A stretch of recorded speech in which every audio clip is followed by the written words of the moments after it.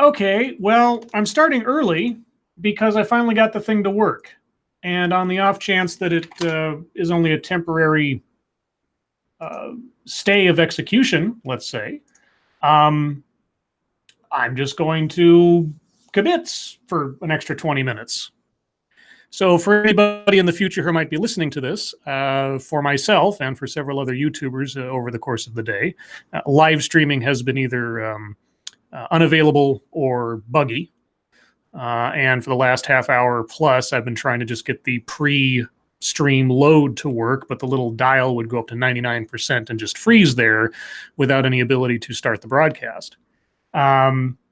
But in just this last attempt, after 7 or 8 previous attempts, the button just came up. So I was like, okay, well, if it only lasts for 5 or 10 minutes or something, I'm going to get a stream out tonight. I mean, I've sent the link to the stream to Satsu and Monkey. They may be joining us shortly, probably, but at least for the next few minutes, it's the Scribe Show. So hello, chat. Hello, everyone. I will do the official opening once everybody is on board. But hello to Boodled and Jay Hess and Mike Savage and Stargazer Nitz, Attack Alpaca, Quinn the Cultist, Angry Illinoisian, Joel McLaughlin, Ebony Williams, Mashisu, Dalahazed, I know I'm fucking that up, Tartanist, Hate Camel, Peter Silak Hades 313, The Peter, Sassy Ghost, Johnny Hellcat, Red Fawn, Gorebag Goes Camping, Sinatra Says, the Scribe Show unsubscribed. Wow, okay, I see how it is. Wow, yeah, doing a solo show, yeah. If only I had a cam and a My Free Cams account. Oh, if only. Max Moreno, hello. Tall Person, hello. Bumfish, hello. Jack Gunsky, I don't know.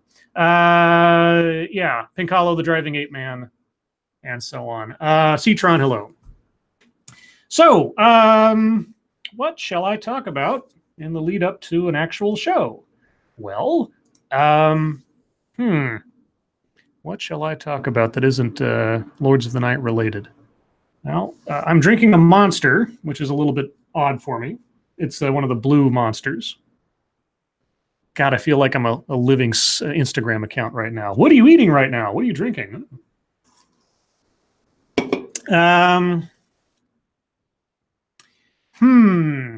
Let's talk about people being stupid for a second. Now, I know a real big change from what we do on the show regularly, but 3 times today at 3 different locations. So for those of you that don't know, I am a professional pedestrian. I don't drive a car, and I am fortunate enough to be able to walk to work.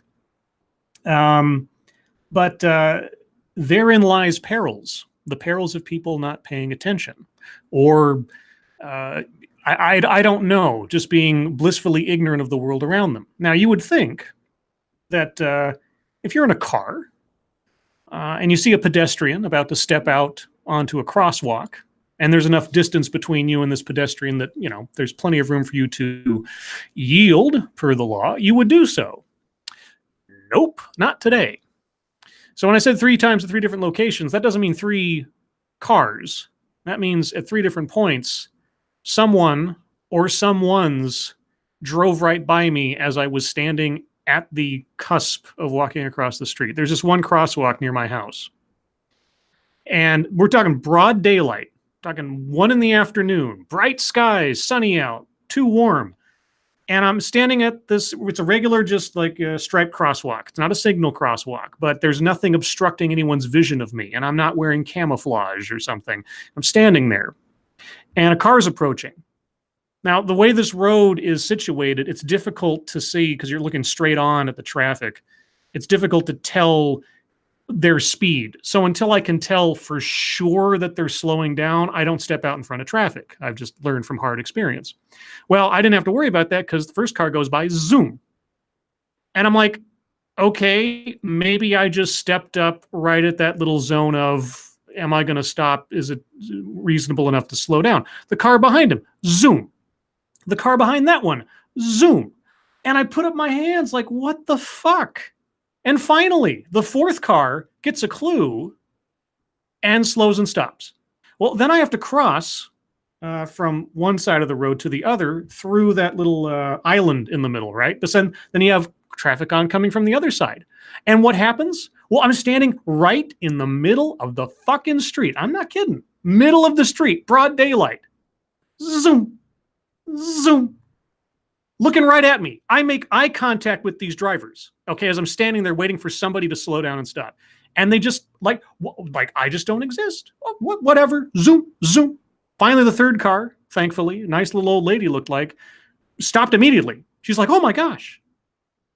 Because her little car was probably, her line of sight was probably blocked by the other cars in front of her. But there I am. And she stops. And I'm like, thank you. I walk on by. Okay, that was me coming home from work today, because I get to work at a ridiculously early hour, so I can usually leave relatively early. But that was the third instance over the course of my day where I'm just the invisible man, apparently.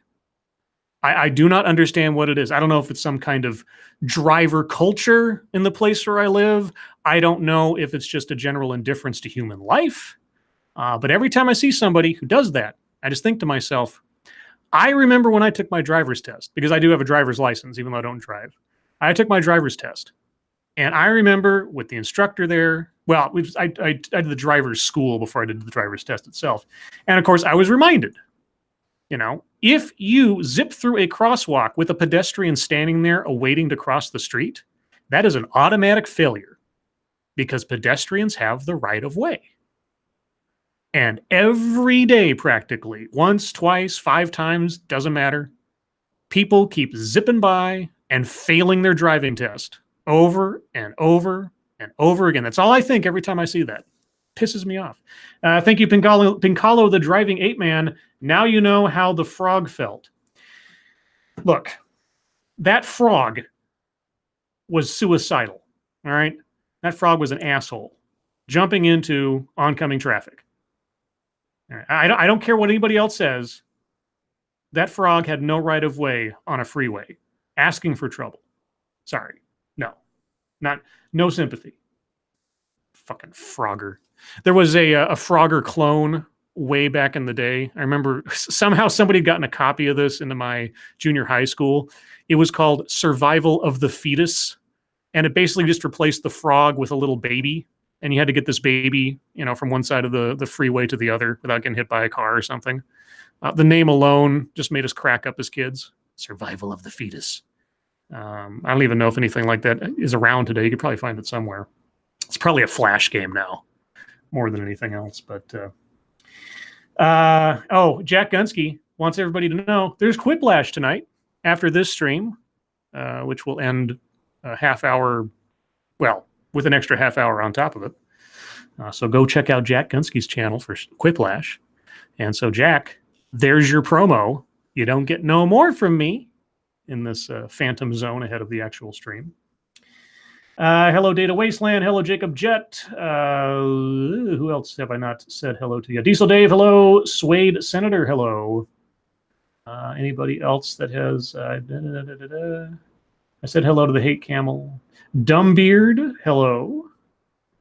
This is Kyle, hello. Brian Wilson, hello. Brian Wilson, like of the Beach Boys?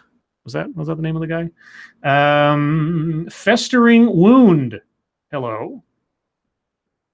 And anybody else? I don't see. If I've missed someone's name, I apologize, but the chat keeps skipping on by. Melissa Dobbins, hello. Melissa says, what the fuck? It's not 10:30 yet. Scribe Light, what have you been smoking? You're on early. Well, Melissa, I went hello, Keeg N, hello. Live streaming has been inoperable for many, many people all day today. And it was inoperable for me for the first half hour of this hour as I tried to get the pre-stream screen to load, that little sort of waiting room thing before you actually go live. It would get up to 99% and then hang there and would not proceed, would not provide me a go live button. And I kept trying over and over again for the first half hour, 8, 9 times or something. And on like the 10th time, the button just suddenly appeared, start broadcast. And I was like, okay. So on the off chance that it was a brief window where I'd be able to go live, I just hit the button. So if I have to kill half an hour just yapping at you guys until we get to the actual showtime, but in order to keep the live stream live, unless, of course, it shuts down all of a sudden or something. That is what I'm going to do. So here we are. Rock you like a hurricane. So, yeah, I bitched about traffic and drivers and stuff because that's what happened in my day today. It always gets my heart beating a little more. Makes the day exciting in a certain sense, I suppose. Yeah, except it makes me also bitter and cynical and a little bit angry, a little bit peeved off at the rest of humanity. Oh, who's here? It's me. Who are we It's a talking Satsu. to? Well, we're talking to the audience because when the button came live after 10 times of me trying to get it to work, I just thought I better hit it now rather than wait and see if it would fail again. So I've been live for the last 15 minutes, thereabouts. Oh, shit. Yeah. So, we can't do our usual banter. I mean, we'll start the show for reals once Monkey's here. But, I didn't want to, like I said, I didn't want to take the risk that it wasn't going to work if I tried again. So I just hit the button as soon as it showed up. Because for all I know, the live stream could die from whatever YouTube's doing in the next 5 minutes. So might as well get something up here. All right. So, yeah. So awkward time, guys. Let's see. Black Romeo, I've been watching E3 Scribe. Only through the eyes and or opinions of Mr. Medicare. I rarely ever watch E3 or any of those events unless I'm just watching a Medicare stream, either live or after the fact. I don't have nearly as much knowledge of either the gaming industry, the personalities therein, or the vicissitudes of all the different companies as much as, say, Medicare does. I have sort of a abstract osmosis knowledge of some things, but listening to his commentary is always entertaining, even if I have no idea who's on the stage or any idea what's going on. He has a pretty good memory for the sins of the past and can bring them up to relate to the people on the stage a lot easier than I could. Let's see. What else? I watched a little bit of the Nintendo one. Oh, yeah, that's the one I didn't see. Yeah, it was pretty interesting. The new Pokemon game looks cool. They announced Breath of the Wild 2 and a couple other stuff. There's a whole bunch of shit coming to Switch, dude. Like this thing is becoming like the go-to for if you want to play literally anything. Well, your mom should be happy then. Yeah, well, she likes certain games. I know she's really happy about the Resident Evil because she likes Resident Evil. So I was like, you can get it on your Switch, Mom, and she's like, fuck yeah. So let's see what else. Oh gosh, I tell you what, I will. Let's talk about. Wait, you don't watch movies. I can't talk movies with you. Damn it. I was going to say, let's talk about the X-Men franchise and how it's basically getting a lousy send-off with Dark Phoenix, but which is sort of a good thing in the abstract. Even though the movie's probably going to lose the Fox Studios, what's left of it, like something like $100 million or something. That sort of going out with a whimper actually helps the eventual resurrection of the X-Men in the MCU. Hey, Monkey. How's it going? We're already live, just so you know. Are we? Yeah. So over from 5 o'clock my time until about 5:30, I kept trying over and over again to get the pre-stream to load, and it got up to 99%, just hung there over and over again. Oh, And then all of a sudden, on like the 9th or 10th try, the start broadcast button appeared immediately. And I was like, well, I'm not going to risk it not working again in 10 minutes. So I just went live.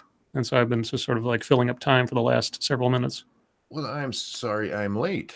No, you're not late. Does anybody's fault? This is, completely one of those things where like Drunkle and Sinatra and other people tell me, oh, live stream is not working today. Is it working for you? Like, I don't know. And then it wasn't working for me. I was like, well, we might not have a show tonight. But now we do with a little extra for people who show up early. yeah. I wasn't ready. I walked into the room with my dick out. Scribe's like, hey. Sorry. Sorry, guys. I mean, if we all want to mute for a minute and go get ourselves ready and tell everybody an intermission, if you got stuff you got to do, we can do that and then come back at the normal time in about 10 minutes. That's up to you guys. I'm good. I'm just chilling out. I'll need to step away in just a moment to use the restroom, but I'm good for right now. Okay. Oh man. Well, then we'll do a. I'll wait until the actual start time. So if you guys got stuff to do the official opening and everything. Well, all right. I'm gonna just talk to the chat then. Okay, talk to the chat. Well, before you talk to the chat, because I was going to talk to you before we started. Okay. I've been playing Tales of the Borderlands today. Oh, you started it? I just got to the point where he dies, man. Oh, did you? Scooter went out a hero, dude.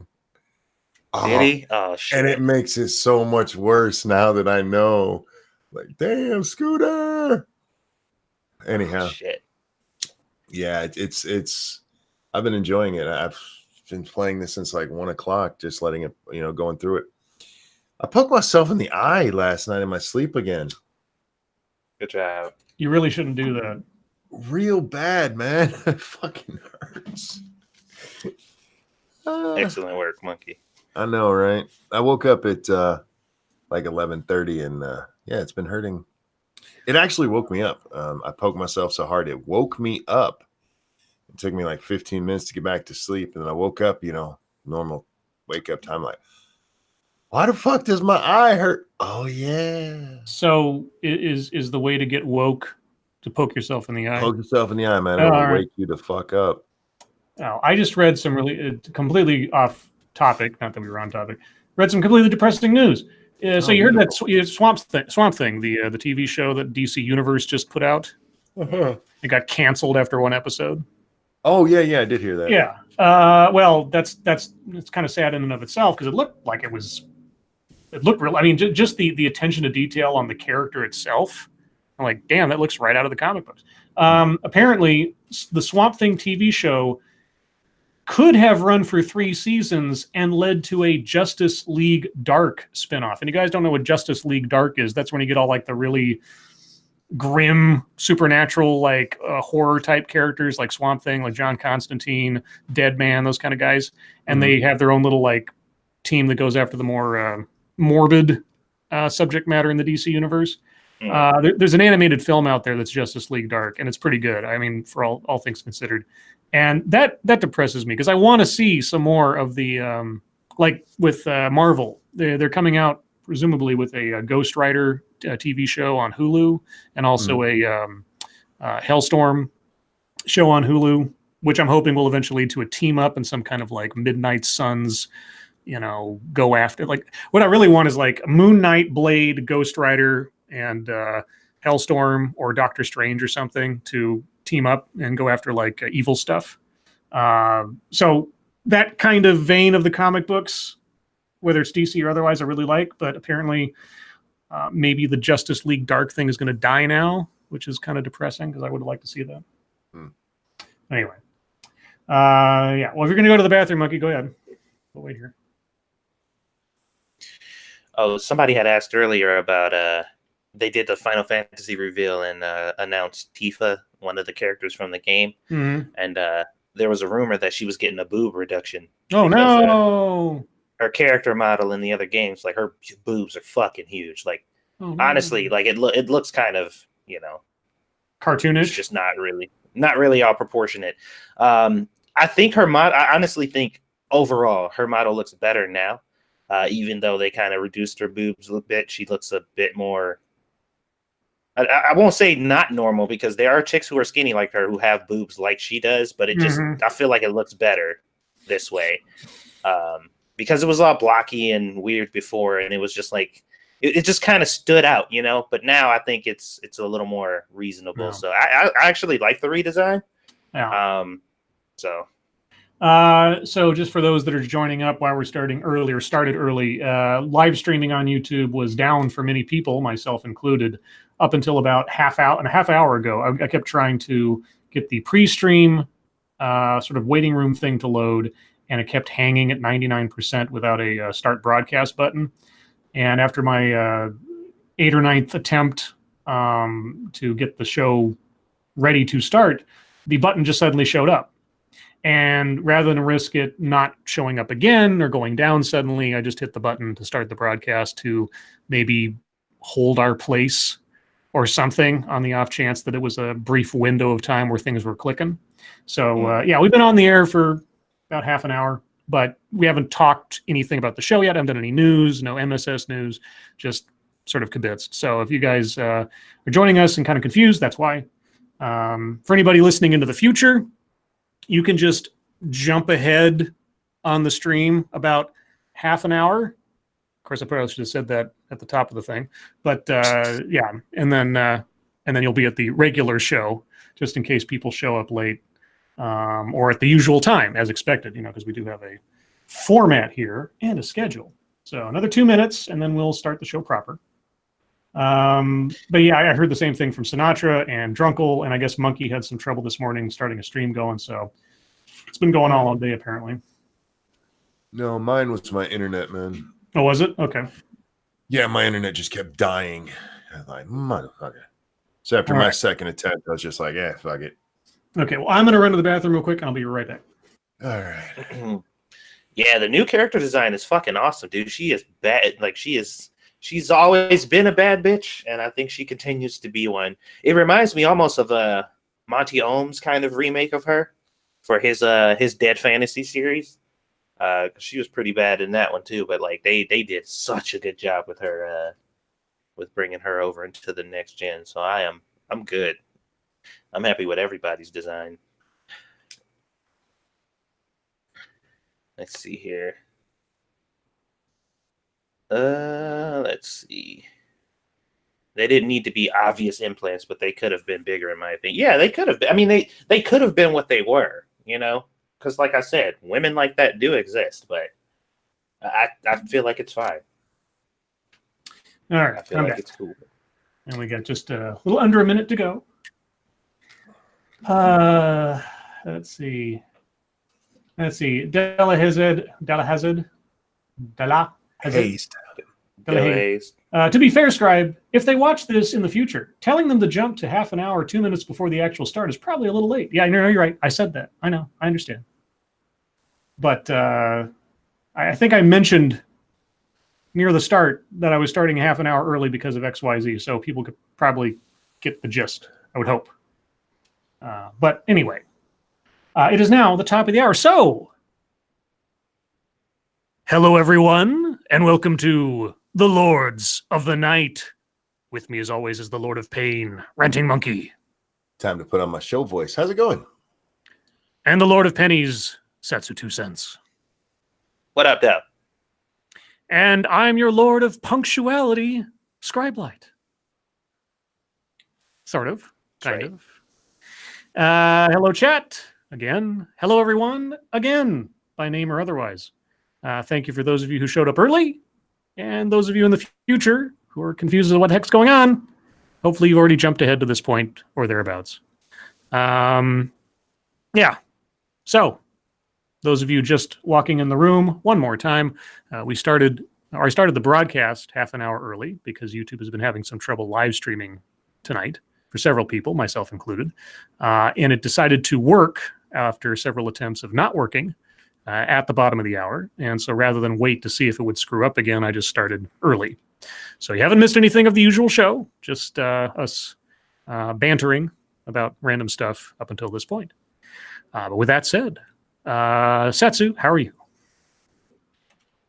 Pretty good. I'm tired, but I'm good. All right. Monkey, how are you? Poked myself in the eye, but otherwise okay. How are you doing, Scribbles? I know something about having problems with an eyeball, so I can empathize. I had a half very frustrating day. The short version is, way back when I started my job, years and years ago, there was a lot of data entry, a lot of manual data entry. But over time, a lot of that stuff's been automated, thankfully. So I don't have nearly as much now as I did a few years ago. Today, one of our vendors, let's say, who usually sends out like a 5 to 10 page thing that I have to deal with and have been able to do automatically for a couple of years now, sent out a 60 page thing, but the file was errored and I couldn't automate it, but I could still print it out. So I had the 60 page pile of individual little things I would have to manually enter into our system to get the regular work done. And my brain just about exploded because that's about, well, at a good clip, maybe 3.5 hours of work for just one thing in a list of a long list of other things I have to do in my day. But the thing is that they hadn't sent me the information I needed for yesterday, and they sent that to me, and that was 47 pages, and that also was errored out, so I had 107 pages worth of stuff to do. Oh, damn. So I started on the smaller one first, as my brain began to explode, going like, okay, I'm never going to be able to get this done today. I'm going to be playing catch up all week. But the nice lady over at the vendor was able to fix the second one, the big one, the 60-page one. And so I was able to automate that, but I still had 47 pages to enter in, which is about 2.5 hours extra work that I didn't need today. I didn't get it all done because there was just no way. So I'm going to have to finish that up tomorrow. But granted that this doesn't happen again. But it was a very stressful end of my day because that kind of all happened at the end, and that was not fun. But yeah, I mean, work stuff. What are you going to do? Anyway, aside from that, and this little adventure starting the show early, that was my day. So that, guys, Monkey Dick, Jim Jones, movies, video games, hit that like button if you have not already. And quite a few of you have, but many of you have not. So I appreciate it if you did, especially when we're live. That apparently helps the algorithm. So I'm told, though I'm not very trustful of algorithms these days. And additionally, share our stuff. Please, please, please. In addition to that whole algorithm thing, YouTube is not telling people that our videos exist anymore or come up. And we hear from viewers all the time how I didn't get a notice, or I didn't know you posted a video. Why didn't I get a notification? I can't give you an answer, but the only supplement to it is for our audience to help spread the word when things happen and when we do stuff. So thank you so much for your support. Do we have anything else to mention and or plug before we get into the schnuzz? Nothing comes to mind. No, sir. Mata Winter, Scribe Light, have you earned the likes? I don't know. I gave a shout out to the majority of our audience who showed up early individually. I've tried to be polite and conscientious to you guys and be entertaining up to this point. I don't know. It's up to you. I defer to your judgment of my worthiness, as always. But with that, hey, Monkey. Yeah. I've got, well, it's not our favorite friend at CNN, but it's one of your favorite friends at CNN who did a story today. Jim Acosta. Oh, Mr. Jim, I sold a book, Acosta. Yeah, Mr. Jim was sold a book. Do you know who he sold it? He sold his book to? No. HarperCollins. You know who owns HarperCollins? New York Times? News Corp. You know who owns, you know what News Corp also owns? Fox News. Which I found interesting. But anyway, I don't know what Jim's talking about here, but I saw that he posted an article. I rarely see him like post an article. I'm sure maybe he does, but it never pops out at me. But his headline is How Trump's Fake News Rhetoric Has Gotten Out of Control. Oh, for fuck's sake. Now remember, Trump coined, or I should say popularized this term prior to his being elected. Mm-hmm. So only now, 3 years later, has it gotten out of control. Just so you know, according to Jim Acosta, who's got a book to sell.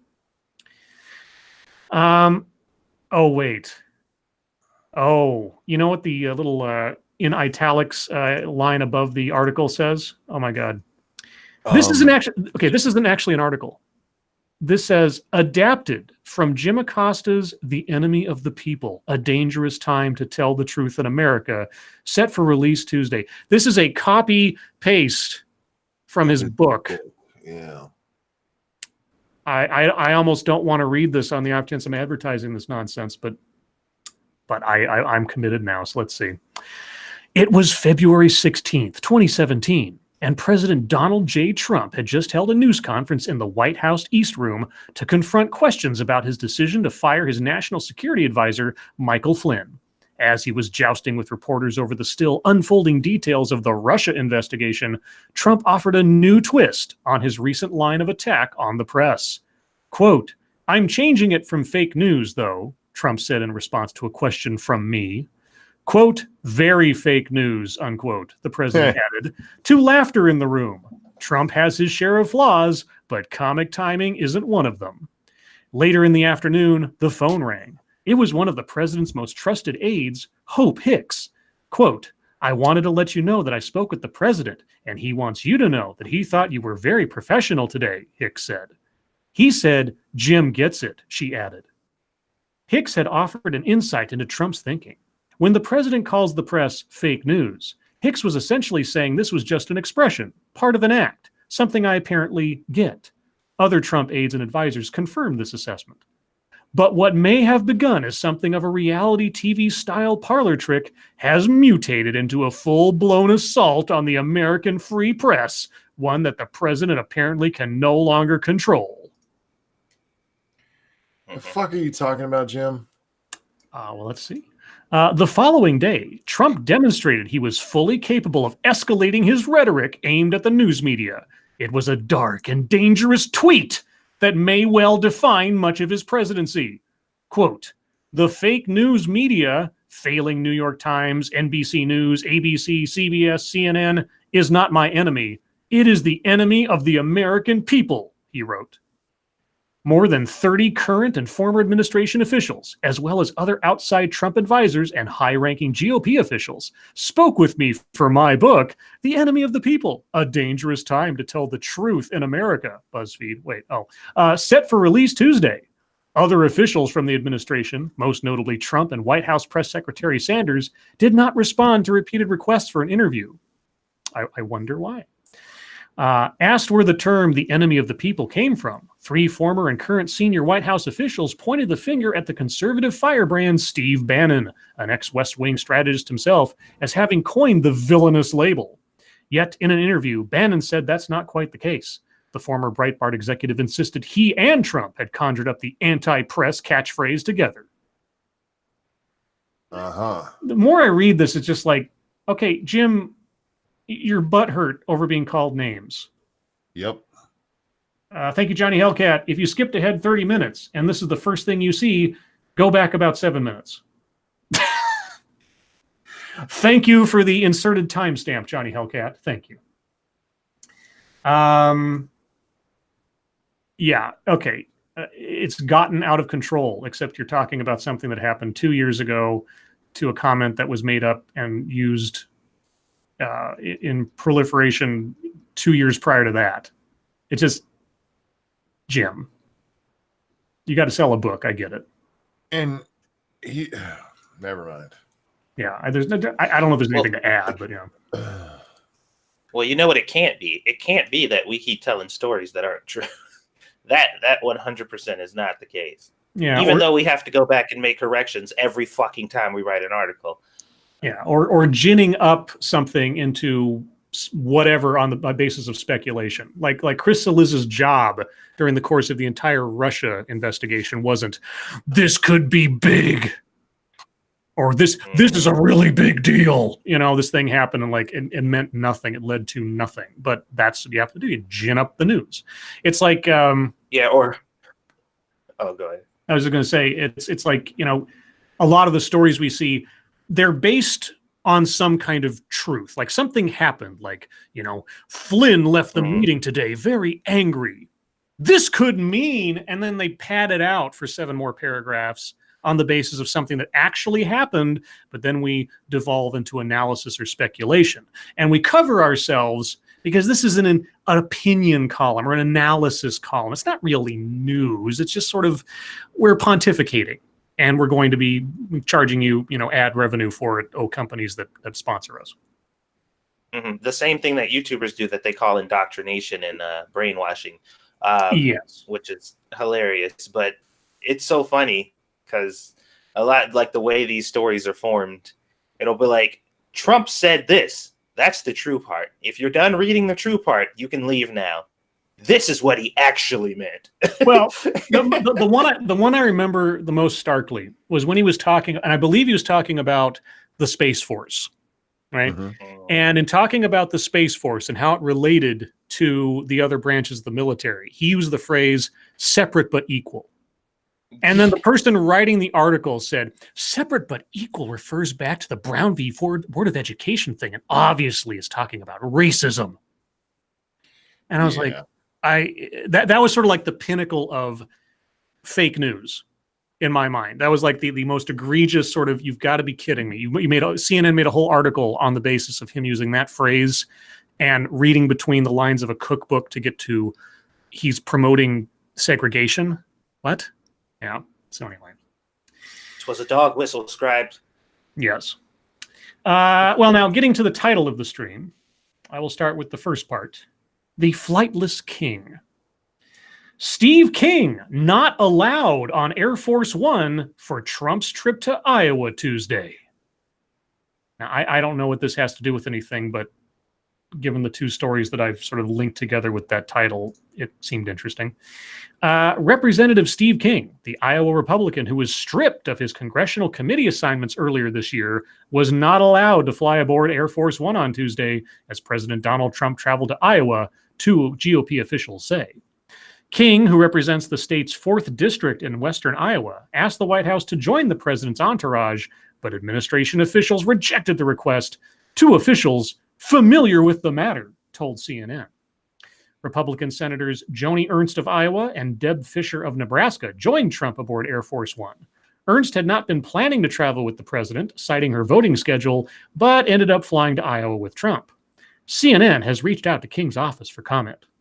While King has a history of making incendiary remarks around race and immigration, King was removed from his committee assignments and rebuked by members of his own party after giving an interview with the New York Times in January in which he made racist comments.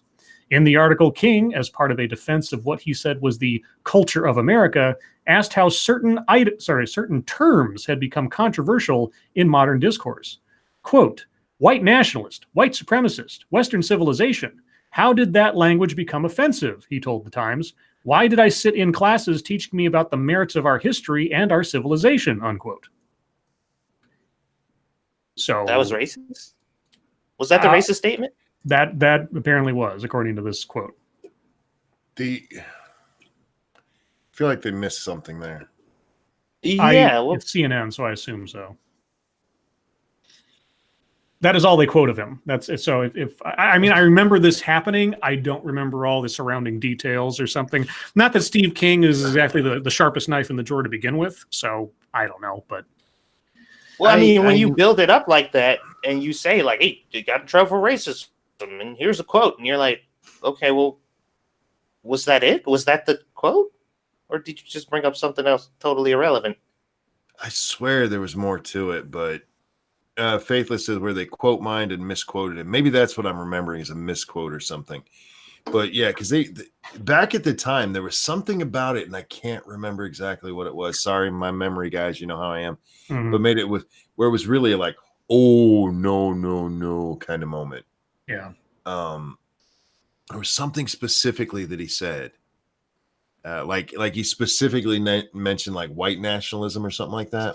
Well, that's what it says here. It says the quote is, quote, white nationalist, white supremacist, Western civilization. How did that language become offensive? Why did I sit in classes teaching me about the merits of our history and our civilization? Unquote. Yeah, but see, I feel like it was just like the way that it was presented before was just white nationalist. When did that become a bad thing? Mm-hmm. Which, by the way, that would be like, oh, no. Yeah. Okay, yeah. Now that you mention it, I think that's exactly what the quote said. It said, quote, white nationalists, why is that a bad thing now? Or white nationalism, right. Why is that And I'm sorry, guys, I wish my memory was better. But that, because I remembered at the time, and because I do remember going, okay, I think I know what he was trying to say, but he fucked it up. But yeah. I mean, still, that quote doesn't sound great. No, it doesn't at all. But it used to sound worse. I'd almost bet on it from what we heard before. Yeah, but obviously because Trump is such a staunch white nationalist, he's leaving somebody who is perceived to believe in that kind of thing on the ground. Right. I guess because the optics are just too much in his wheelhouse. I don't know. It's a trap. So that happened. But now on to the second part of the title. The Tearful Jester. Now, this I watched the video of this, and honestly, it is moving because I don't disagree with this. If all that's going on is going on, and especially since I watched the start of this years ago regarding Jon Stewart. Jon Stewart rips lawmakers for not showing up to 9/11 responders hearing. Former late-night host and 9/11 first responders advocate Jon Stewart choked up Tuesday while slamming Congress over health care for responders of the September 11th terrorist attacks. Quote, as I sit here today, I can't help but think what an incredible metaphor this room is for the entire process that getting health care and benefits for 9/11 first responders has come to, Stewart said during a House Judiciary Committee hearing on reauthorizing the September 11th Victim Compensation Fund. Many lawmakers on the panel did not show up for the hearing, leaving the committee room almost empty. Quote, behind me, a filled room of 9/11 first responders, and in front of me, a nearly empty Congress, Stewart said. He slammed those absent members of Congress for disrespecting the personal sacrifice that former 9/11 first responders made to appear before them. Quote, sick and dying, they brought themselves down here to speak to no one, he said, tearing up. Shameful. It's an embarrassment to the country, and it is a stain on this institution. And you should be ashamed of yourselves for those that aren't here. But you won't be, because accountability doesn't appear to be something that occurs in this chamber, unquote. The fund is set to expire in 2020, and the special master who runs it previously announced plans to cut payouts by between 50 and 70% to ensure all are paid. The fund paid out $7 billion in damages when it originally operated from 2001 to 2003, was reopened in 2011, and extended for another 5 years in 2015. New York Democratic Representative Carolyn Maloney introduced legislation in February to fund the program permanently. Stewart on Tuesday addressed some lawmakers' apparent hesitancy to extend the bill. During the hearing, he recalled how he used to get angry at the injustices the first responders faced, such as having, quote, another business card thrown our way as a way of shooing us away like children trick-or-treating rather than the heroes that they are and always will be, unquote. Late New York City firefighter Ray Pfeiffer, who died from terminal cancer in 2017 as a result of his rescue missions at Ground Zero, quote, would say, calm down, John, calm down. I've got all the cards I need. And he would tap his pocket, Stewart said, becoming visibly emotional and pausing to compose himself, quote, where he kept the prayer cards of 343 firefighters, unquote.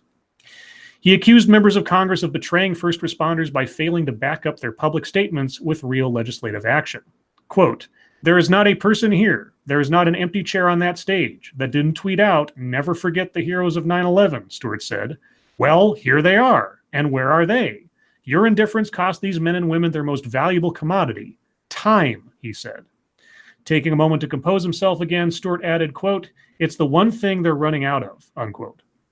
When asked by CNN's Suzanne Malveaux later Tuesday whether Democrats, Republicans, or the administration are at fault in the lack of funding, Stewart replied, quote, I don't want to get into it. Congress needs to fund us, and they need to fund us indefinitely for the lives of these men and women, and not for 5 years. That's all it is. It's their job.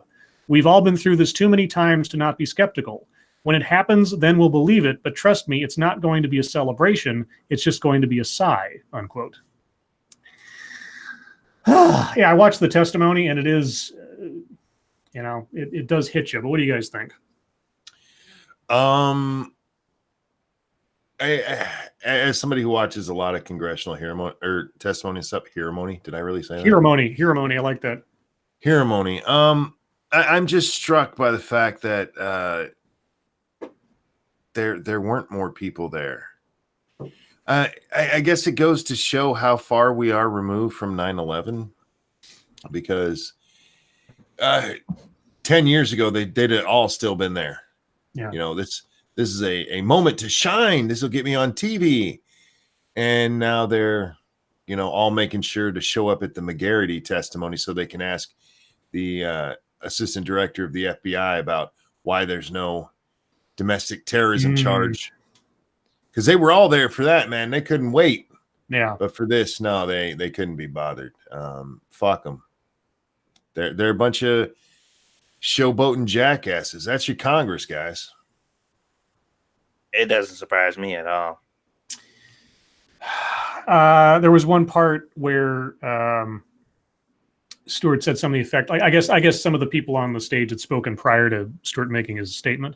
And I'm paraphrasing here, but he said something to the effect, he pointed out one of the senators. He says, now, Senator, whatever his name was, you mentioned how there's lots of disasters that have to be funded and taken care of, like hurricanes and tornadoes. And he's like, this isn't a hurricane. This isn't a tornado.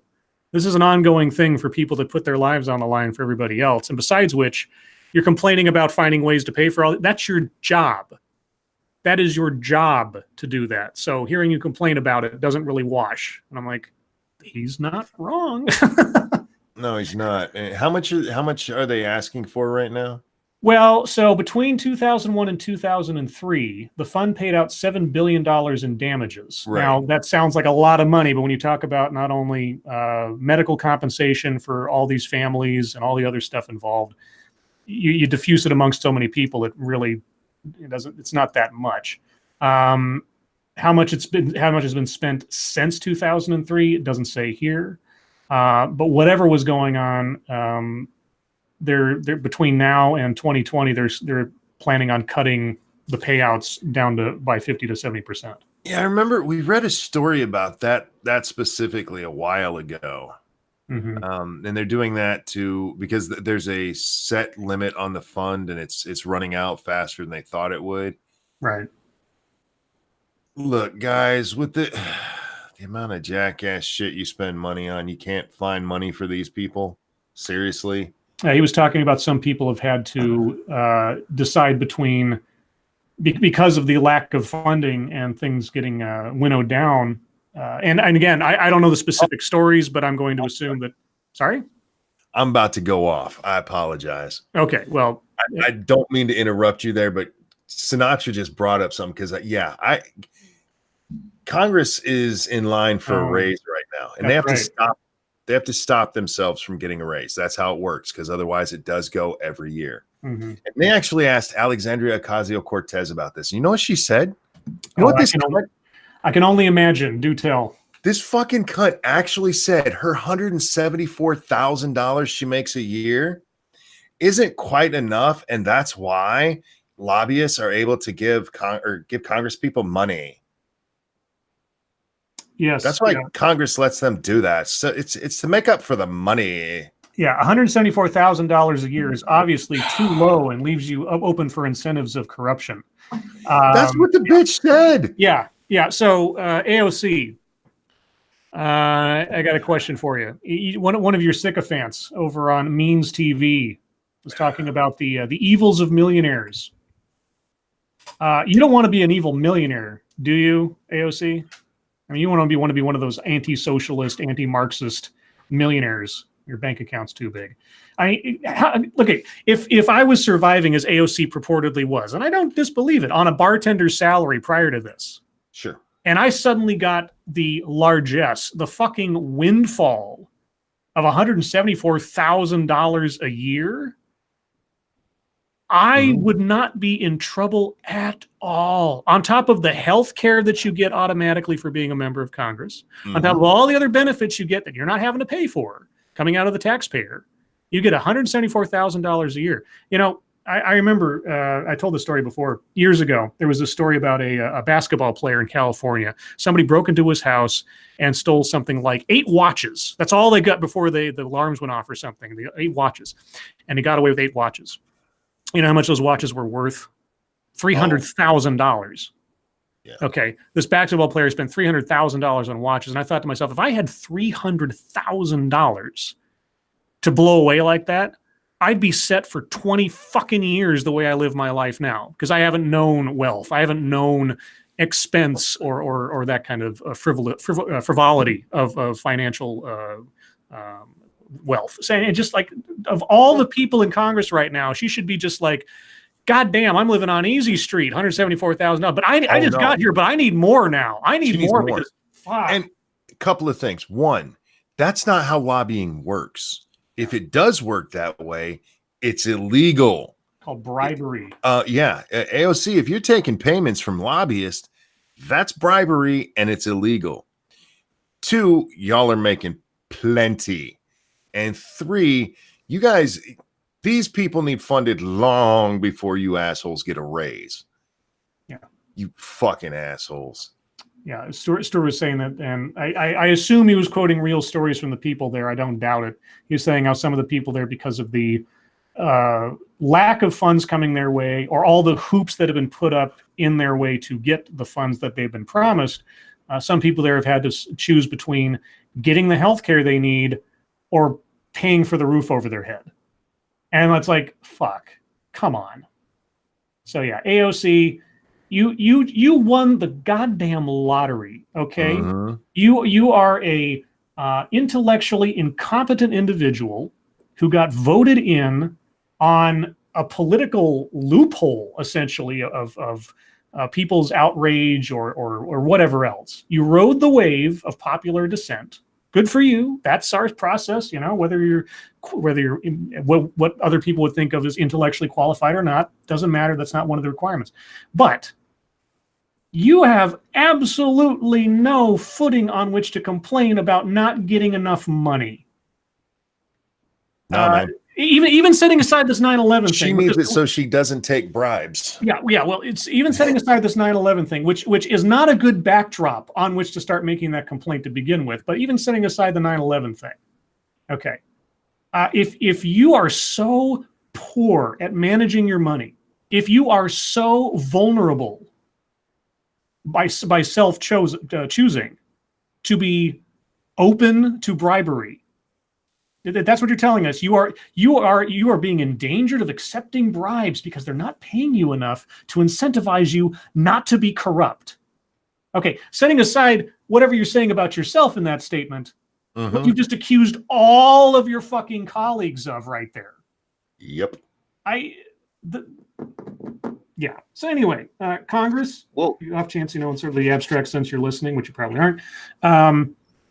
If you can afford, $2 million hammers for the military or whatever, you can fund the people that dug through the greatest pile of death, both human and toxicity, this country's ever known, and make sure that they're not going to be dying as quickly as they will anyway because of all the shit they had to breathe in and all the shit they had to go through in that process. Okay, I don't know who else of all the people in the world, and not including our military, who also put their lives on the line. Those regular civilians, firefighters, regular people that just went down there to help out. You didn't see that footage from 9/11 where just normal people were running down there trying to pull people out, trying to do whatever. Okay, that's you can't put an award high enough on that kind of self-sacrifice. And and John Stewart's not wrong. It is disgusting that the place is practically empty for that. Anyway, I could go on. Does anybody know how much that is an hour, like on a 40-hour week? $174,000 a year. Not off the top of my head. I'm sure somebody could figure that out real quick. Just take that. I'm just curious. Divided by 52. That's 1 week's worth, and then put that into 40 hours. I'm sure the chat will figure it out real quick, or somebody else has already done the math elsewhere. It's not a bad, not bad work if you can get it. Let's put it that way. Anyway, guys, with all that, we are at the bottom of the first hour. So we're going to move on to MSS News. If you have news stories you'd like us to read on the air, please send them to us via Twitter using the hashtag MSS News. Can't promise we'll get to them all, but I will do my best. I've been talking for an extra half an hour tonight, so we'll see how long I can go here. Now get the filter off. All right, so this one comes from Quinn Harrison. Let's see. Random American says 83 something an hour. Mike Savage says $90 an hour. So split the difference. We'll call it $86 an hour, something like that. And that's if you're talking like a normal person. One, they get a tremendous amount of time off. They also, as Sinatra pointed out, they work 4 days a week. I mean, they don't work all that hard, y'all. They're not paying for health care. Wasn't she pushing the whole $15 an hour would be enough for people to survive on thing? Yeah, well, that's all we need. Living wage. Yeah, that's a living wage, right? So she can't live. What? She can't live on 83, 7 times that. Yeah, she can't make ends meet with $83 an hour. She got to get bribed. I just couldn't believe the bitch said that. Yeah. I'm like, are you out of your fucking mind? All right. Well, Yeesh. Quinn Harrison sends us this one. North Carolina inmate sues over ban of BET channel in prison. All right. A Columbus County inmate filed a federal lawsuit claiming his constitutional rights were violated after prison officials banned BET and other television channels aimed at African American viewers. Maurice Alexander Williamson, who is serving a 12-year prison sentence for a habitual felon charge at Tabor Correctional in Tabor City, recently sued state prison officials in U.S. District Court in Raleigh. Williamson claims black inmates at Tabor Correctional submitted a petition in April requesting BET be added to the prison's television lineup, but were ultimately denied. He maintained that channels such as TNT, FX, AMC, and Discovery are allowed and are geared towards white audiences, which he said amounts to, quote, an advantage or favor to some and not others, unquote. In the lawsuit, Williamson asked that, quote, the black networks be granted and treated no different than how they threat the other networks. I'm assuming they meant treat. I don't know if that's the error on the part of the news source or that was how it was originally written. In response to a grievance that Williamson filed in April over the decision, a staff member at Tabor Correctional said the channel is not allowed due to, quote, graphical content and violence. Have you watched AMC? Walking Dead, fucking Breaking Bad? What the? Right. Which applies to other channels that are restricted at the prison. Well, if you have AMC, you have FX. You're not filtering out graphical content and violence unless you're like shutting it down for those specific show times or something. So I don't know what that's a poor argument. I don't know about the whole racist thing, but that's a poor argument if that's your argument. Furthermore, there would be a okay, now it was somebody else talking. Quote, the channel being banned has nothing to do with any of the classifications in which you speak, wrote Michael B. McPherson, whoever that is, doesn't say. Furthermore, there would be a valid complaint by others if the BET channel was offered due to it not being for all audiences and just a specific race, unquote. Who's Michael B. McPherson? Is that a lawyer for them or is that a lawyer for the... Doesn't say. However, in Williamson's lawsuit, he noted that Animal Kingdom, American Horror Story, Breaking Bad, and Killing Eve are among the violent programs that air on the channels that are allowed. Quote, there are no videos or any gang programs on BET, Williamson said. Now, he's not wrong, so far as I know. And if the argument is graphic content, like, no. That's a bad argument. The inmate, by his own admission, says that these channels are specifically created for white people, which is like, there's no way you can say that as a definitive fact, but black entertainment television is literally made and promoted specifically for black people. Like, that's what it's made for. That's what it was built for. So, like, based on that argument, it's like, I mean... Well, if the prison was making some other counter, maybe, but their counter is, we don't let that one on because of graphic and violent content, and that completely is shot down by the ones they do allow. So, well, yeah, that's what I said. That reasoning is dumb. But when he says that some other people, like, because like segregation in jail, that shit is like commonplace. You know, there are gangs and groups, and they only affiliate with people that are the same color as them. I could absolutely see that becoming a problem or an argument or a fight when they like, we want to watch BET, and they like, so they're like, no, just neutral channels that have neutral content, nothing specified for any specific group, because that could cause an issue. I could absolutely see that becoming an issue. These motherfuckers fight over anything in there. Sure. Thank you, Michael Caruza. Fuck AOC. I make $12 an hour to make sandwiches, and me and my coworkers are fine. If you know how to manage your money, you don't spend frivolously, you can. I mean, it's not fun. Don't get me wrong. I mean, everybody would love to be making $1 million an hour if they could. But besides which, I mean, it's just, you make do with what you get. And if you live frugally and wisely and you don't make some bad decisions financially, you can build up padding over time and be relatively in good shape. Doesn't work for everybody, but it all depends on the decisions you make. And certainly, someone making $174,000 a year, having all her, peripheral expenses basically paid for, not having to pay for insurance. And especially coming from the background she did, like I say, she was making nothing practically, or low minimum wage or something as a bartender.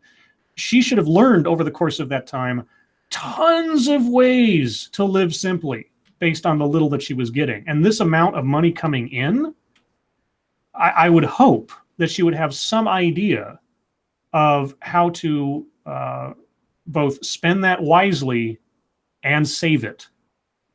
You know, because if you know how to live on $10 an hour, you can continue to live on $10 an hour and take all the rest and save it or invest it or do something else with it. Because, you know, that ride she's on now, it's not going to last. She might be in government for the next 4 or 5 years. But at some point, people are going to realize she doesn't know what the hell she's talking about. And she's going to have to go back to the private sector, probably as, you know what, a lobbyist. Mm-hmm. So anyway, I digress. Moving on. This one comes from Frosted Glass. I think I saw this earlier. This is a Vice News article, by the way. YouTube's bungled crackdown on Steven Crowder only made him stronger. Duh. Who didn't see that coming? A week after Steven Crowder's bullying of a Vox journalist, actually it's been spread out over the course of 2 years, and Mazza was only able to distill it down to 2 minutes, but just so you know. A Vox journalist pitted conservative media against big tech. It's official, Crowder has won. In an interview Monday night at the Code Conference in Arizona, YouTube CEO Susan Wojcicki apologized to the LGBTQ community for belatedly taking action against Crowder's channel, which repeatedly targeted Vox's Carlos Mazza with racist and homophobic insults. But she stood by her company's decision to allow Crowder to remain on the platform just without a cut of YouTube's ad sales around the conservative comedian's videos. What YouTube intended as a slap on Crowder's wrist has instead turned the video creator into a martyr standing against big tech overreach. And it could even help him solidify a more durable business model that limits the pain YouTube can inflict for breaking its rules in the future outside of an outright ban. He didn't break the rules. YouTube even had said that in the beginning. They said he didn't break the rules, but they were going to punish him anyway because it looked bad if they didn't. Yes, it made them look bad in the eyes of the press and the people, and especially the creators. Yeah. So all Crowder did was highlight YouTube's hypocrisy and, collaterally also highlight the media's hypocrisy and bias. That's all that he did effectively. Or I should say that's all that Carlos Mazza did. Because if Carlos Mazza hadn't done this in the first place, Crowder wouldn't have as high a profile as he does now. Carlos Mazza and Vox wouldn't look like a bunch of crybabies. And YouTube probably still would have done what they did with their algorithm thing, but they wouldn't have had even the slightest bit of cover with the Crowder thing to use that as an excuse. So thank you, Carlos Mazza. This is all your own fault. You're blaming the victim, Scribe? No, actually. I'm not blaming the victim. I'm blaming a crybaby who's a self-made victim. I don't have a lot of empathy for people who are self-made victims. Yeah, I can't really expend a lot of empathy for people who do shit to themselves. Let's see. But Frosted Glass just dumped a whole bunch on us today. We might come back to it. Let's see. This one comes from senior staff reporter and chief Florida correspondent Colleen Bernier. Deputies arrest strange dancing naked man at McDonald's in Naples. Are there normal dancing naked men in Florida? I suppose they can maybe nude beaches or something. Right. A homeless Naples man is facing a trespassing charge after behaving erratically outside a McDonald's restaurant. I wonder what the standard is for erratic behavior outside of McDonald's. Is it any more or less than outside of Walmart, do you think? Probably more. Yeah, that's probably true. According to the Collier County Sheriff's Office, deputies responded to reports of a male taking his clothes off, dancing strangely at the restaurant on Tamiami Trail, if I'm saying that correctly, east near Bayshore Drive on Sunday evening.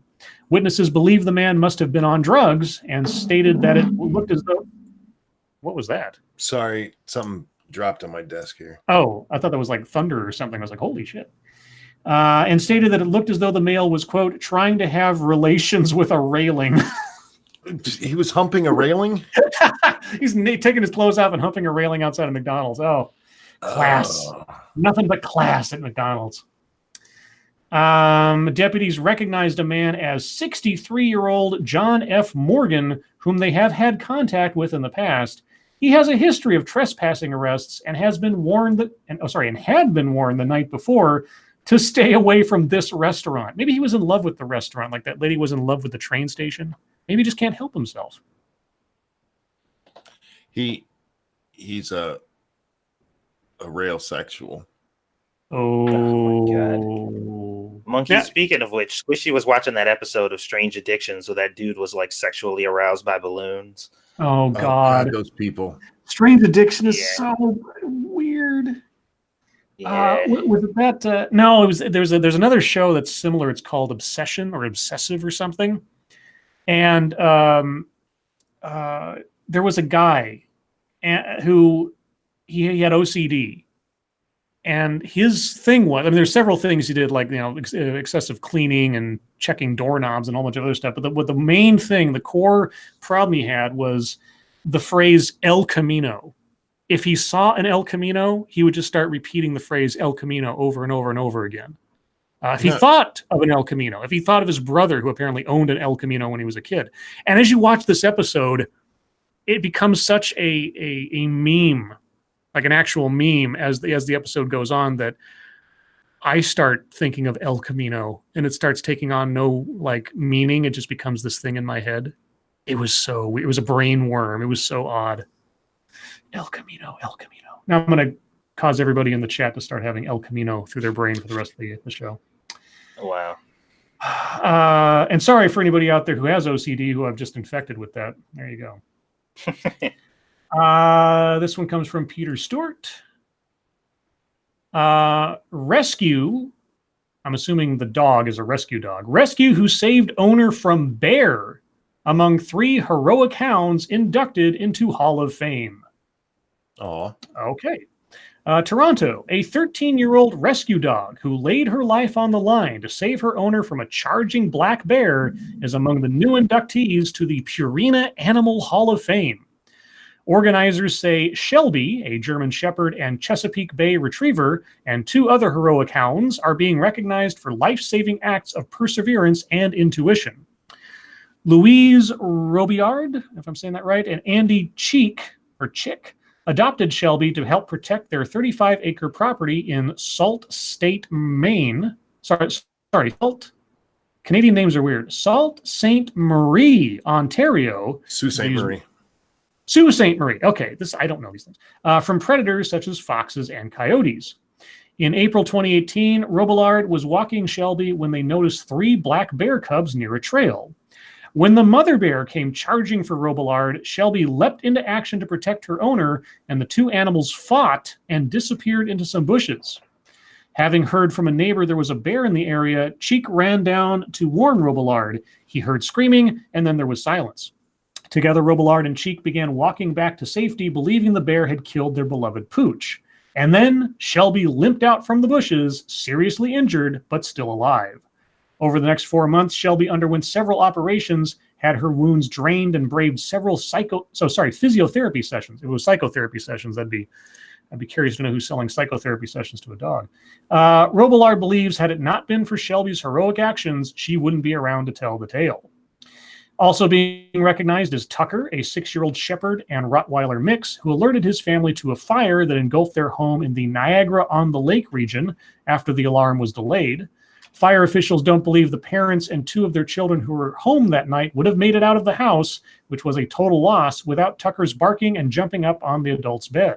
Excuse me. Rounding out this year's honorees is Roscoe, a 3-year-old large Shepherd mix from Calgary, who helped his owner's father seek medical attention while suffering a stroke. Since 1968, 182 animals have been inducted into the Hall of Fame, including 154 dogs, 27 cats, and a horse. Alrighty.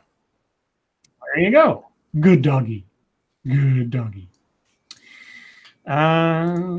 Let's see. Mata Winter says, so did the first dog live? Yes. Seriously injured, but alive, and went through several surgeries and is fine now. Okay. Speaking of animal attacks, this one comes from Johnny Hellcat. Second Yellowstone visitor injured in bison encounter. Maybe stay away from the animals. What are they doing with what are they doing to the bison? The sheer size and wildness of Yellowstone National Park's signature bison provide a magnificent subject for camera-toting tourists. But officials caution visitors not to come within 25 yards of the animals, noting that they are unpredictable and able to sprint 3 times faster than people can run. A 62-year-old Australian man who ventured to within 3 to 5 feet of one of the bison was seriously injured Tuesday when the animal charged and tossed him into the air several times. Several times. This is the second such incident within weeks. A 16-year-old Taiwanese exchange student was gored by a bison on May 15th while posing for a photo. Both encounters occurred in the popular Old Faithful portion of Yellowstone. Tuesday's was near the lodge. According to witnesses, several people crowded a bison lying near an asphalt path. The unidentified man approached the animal while taking pictures, the park said, and the animal came at him. The visitor was taken by ambulance to a hospital. His injuries weren't considered life-threatening. Well, if you're 62 and being thrown several times by a bison and not life-threatening, you lucked the fuck out. No shit. In the May incident, the teen girl was visiting Yellowstone with her host family.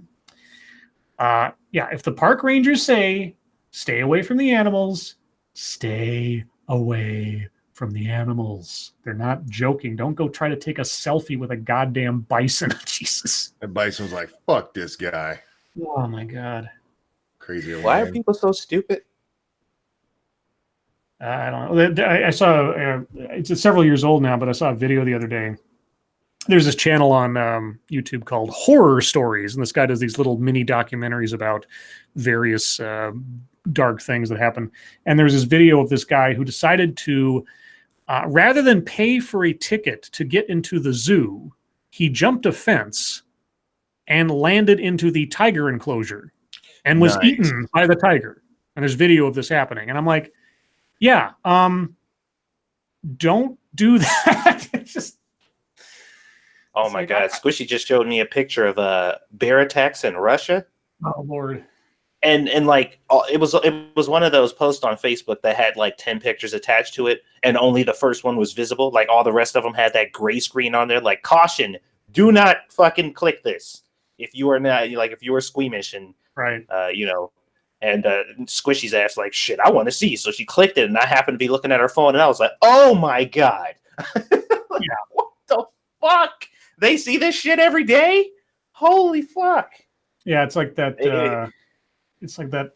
episode of what the Jason Bateman show that I suddenly forget all of a sudden. Anyway, he goes to the refrigerator, and in the refrigerator there's a little brown bag marked like dead rat or something.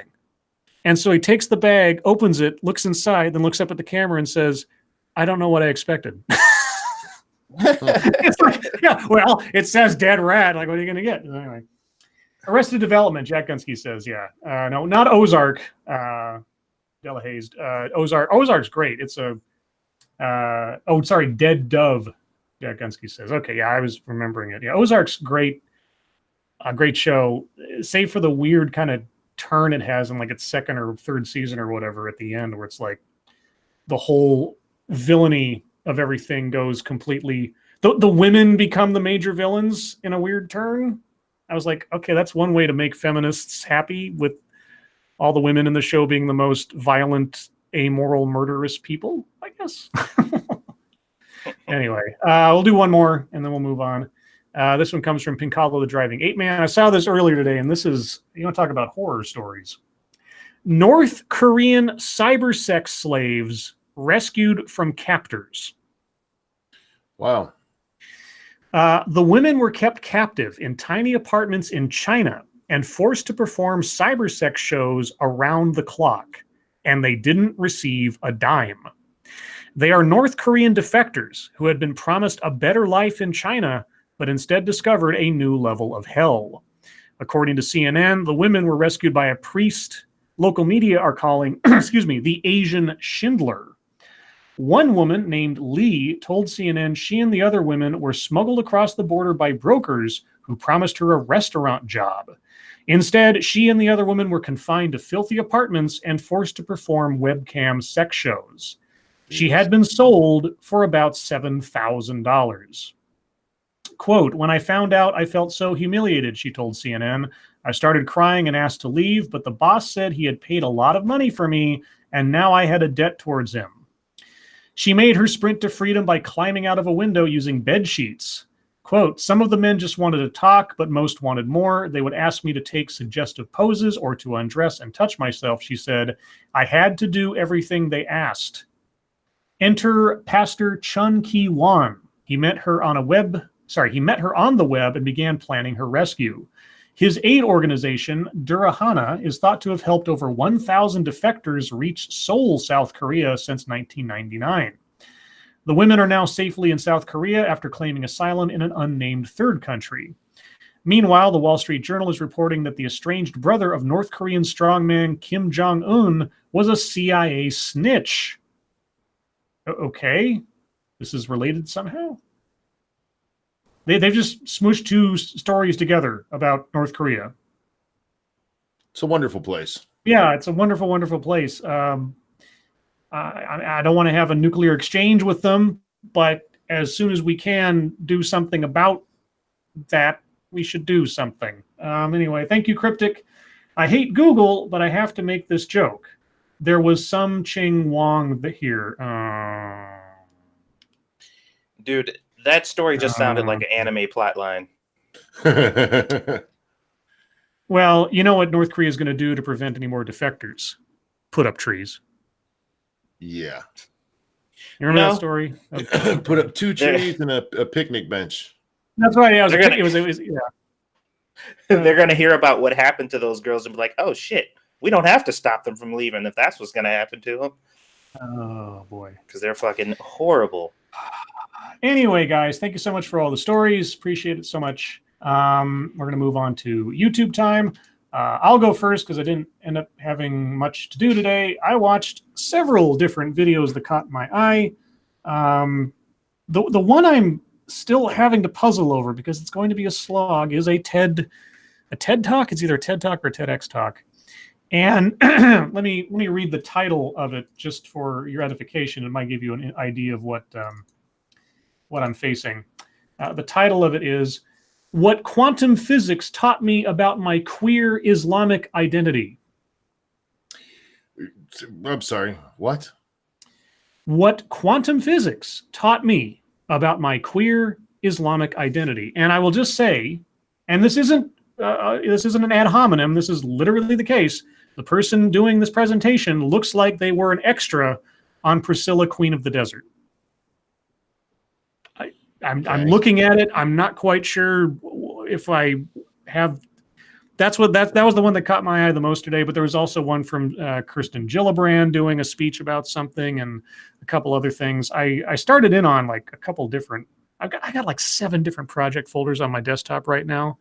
Any one of them, if I just sort of got enough inspiration, could probably plow through relatively quickly. But that is what I did today. So, Satsu, how about you? I didn't do much today. Today was Squishy's day off, and as you guys know, when Squishy's home, not a lot of work gets done. So I kind of chilled out with her for a little bit, did some stuff around the house that I've been meaning to do. I was going to stream earlier. Me and Monkey were planning on doing some Borderlands 2 and finishing up that DLC or whatever, but just couldn't really think of a decent slot to try to do that or whatever. So just background stuff, working on some possible new recipes and stuff that I want to try, filling out that list or whatever, working out a grocery list for that stuff. And that's kind of it, really. Like today was kind of a chill day for me. All right. Monkey. Well, I don't have much at all to report because even my monkey in the morning kind of got interrupted by my crappy internet. I think I ended up doing maybe 20 minutes when my internet went down. And then I thought I got it all back up and running again. And I got to the point where I hit go live now. And I got a warning, connection timed out. And I was like, well, shit. So I said, fuck it. And I went to bed. And that's the extent of my YouTube. All right. Well, Wait, I do have to report for those doubters out there. The combination of mine and Satsu's base design last night worked perfectly. Better than we could have hoped. Better than we could have hoped. And somehow we managed to get the zombies to, for some, like, go in the opposite direction. Like, instead of coming after us, once they got down to our level, they just, like, did an about face and tried to go in the opposite direction. Don't ask me how it happened, but I'm not complaining. I'm pretty sure I knew what happened, and it'll make making bases. Oh, yes, and Sinatra, you too as well.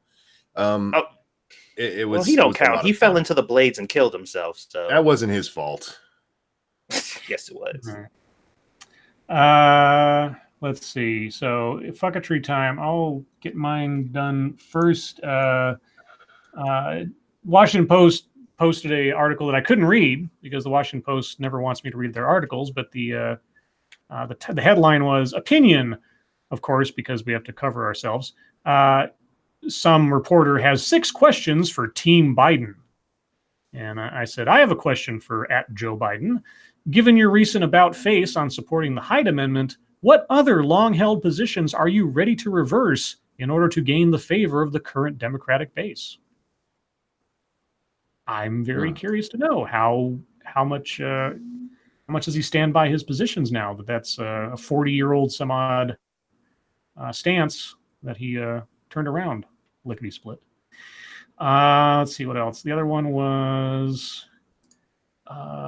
Tim Pool tweeted out, I like this Bill Maher guy. He's not perfect, but at least he has a spine, in relation to a story about Bill Maher talking about stuff. And I said, well, at least until Ice Cube comes calling to correct Bill's behavior. And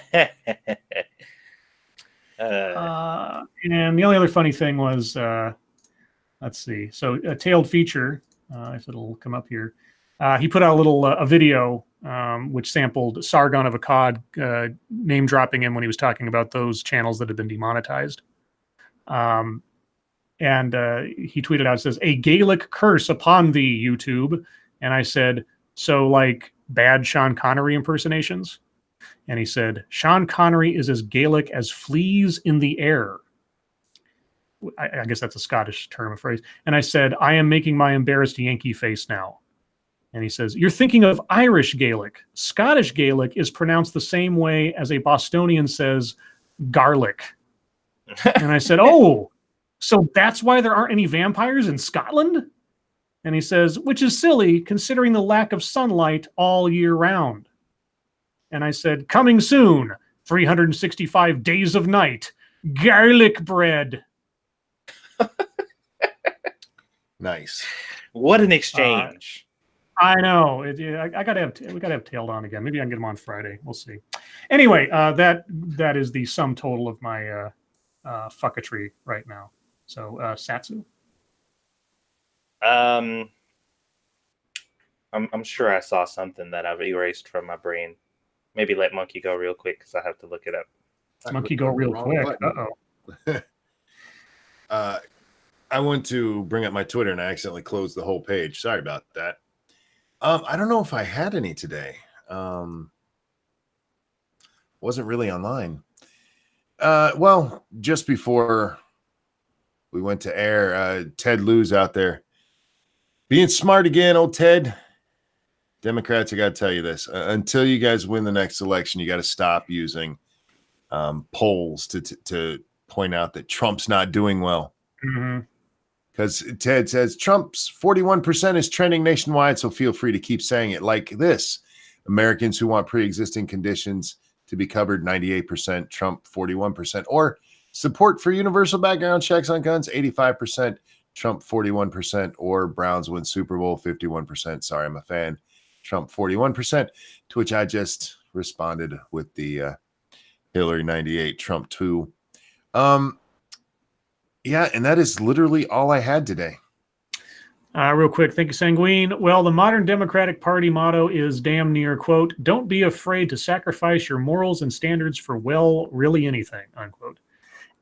That's true of politics in general, let's be honest. I'm more interested in the individual politicians, because if they're trying to make the case to me that they want to be president and they can turn on a dime at pressure from their party on something that they presumably believed in, like even if somebody has a stance on something that I don't agree with, as long as it's not something that's completely idiotic, but it's like one of those sort of, you could see either side of it. As long as they stand by it and they have the integrity of standing by their convictions, I can still respect that person quite a bit. But the fact that Joe Biden took something and literally turned on a dime after 40 years, just turned on a dime, it puts a big question mark over his head for me as to what else is he willing to compromise on that he, quote unquote, truly believes in, if the pressure gets enough on him. And not necessarily just from his own party, but from the Republicans or from another world leader, etc. Same kind of question, not to the same sort of dramatic effect that Bernie Sanders had on me when he ceded his podium to those Black Lives Matter protesters. If a couple of screaming people can come up and make him give up his own position of his own podium, figuratively and literally, what happens if he goes up against somebody in a tense diplomatic situation? So yeah, these are the things that come to my mind when that stuff happens, whether it's Joe Biden or Donald Trump or anybody else. So I did find the one. Well, there's one and then one other thing. One's for Twitter, one's for Facebook. So the guy who I was telling you guys about yesterday, who made that ridiculous statement, he responded again.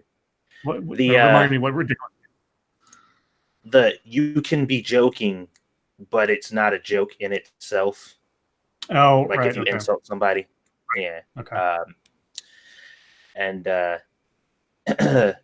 So after that, I told him, if I jokingly call you a dumb fuck because you said something dumb, that was a joke.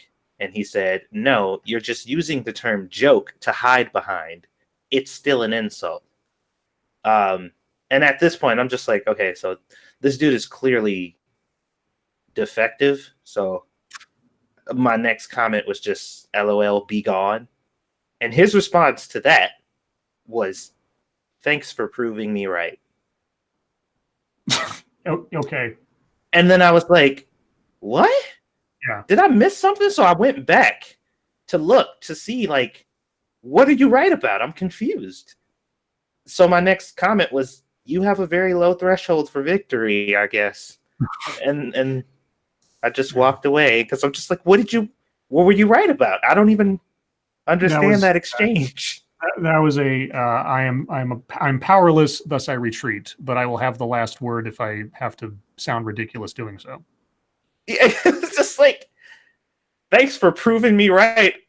About what exactly? About it being an insult? I just said, be gone. Like, I'm confused. I'm so confused at what you were correct about. I've had so many quote unquote arguments in that way where, they'll say something definitive, like somehow they've ended up proving their point by not answering or defending against whatever my side of it is, as though there's something like somehow I've accidentally, unknowingly, contradicted myself or defended their position through whatever I've said. And then I have to sort of try to decipher, like, what? Yeah, exactly what you did. Like, what did I say, or what did they say? Is there something along this giant chain of conversation where I've suddenly gone on their side but didn't know it? And then you put the question of doubt in my head, and they're like, "What? Am I missing something?" But it's usually just nonsense. Well, I mean, if he would have said something to the effect, like he called me a moron, and if I would have been like, "Hey, you're being mean to me. And he was like, it was a joke, but you got upset. Thanks for proving me right, or something like that. But I literally just said, like, be gone. And he was like, I'm correct. I'm like, I don't know if you understood the transaction that just happened here, but whatever floats your boat, dude. As if you feel like you won, that's fine. Right. Like I said, dude must have been defective. And then the Facebook thing was this girl that I know. Me and her are really close, actually. I worked with her for several years.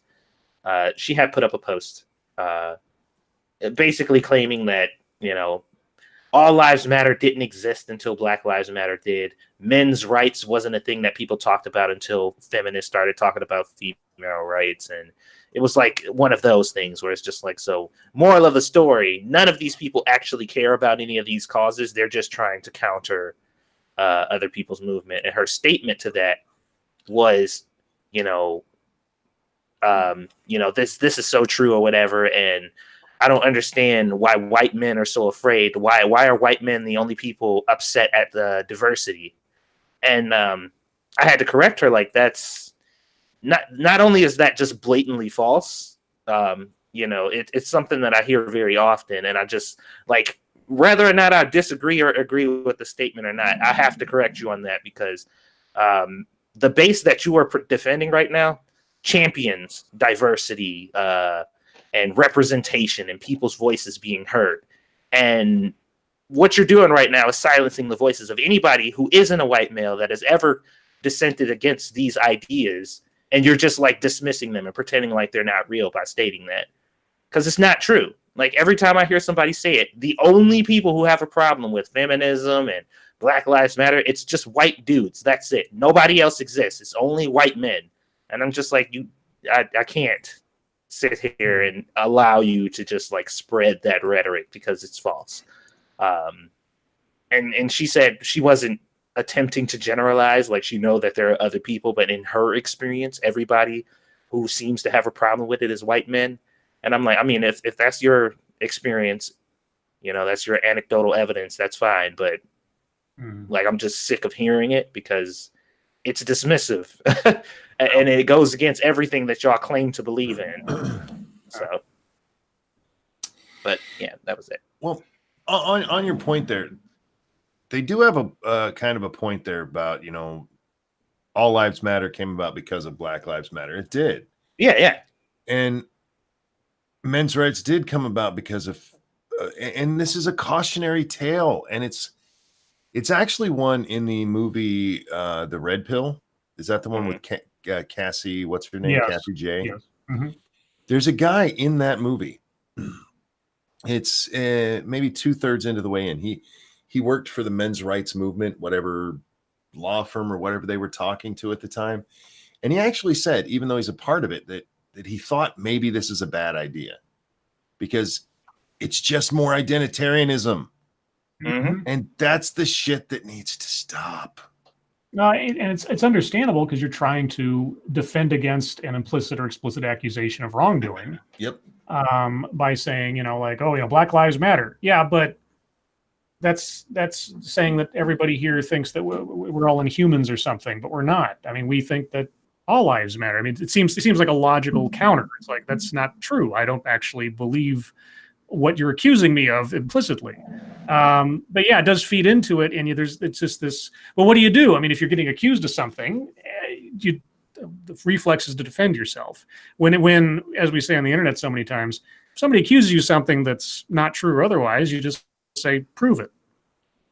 Don't try to be defensive, put the onus back on them to have to do the effort. But when you get something as incendiary and as sort of broadly accusatory as Black Lives Matter, I'm not quite sure how you counter that with prove it without looking like a smug asshole.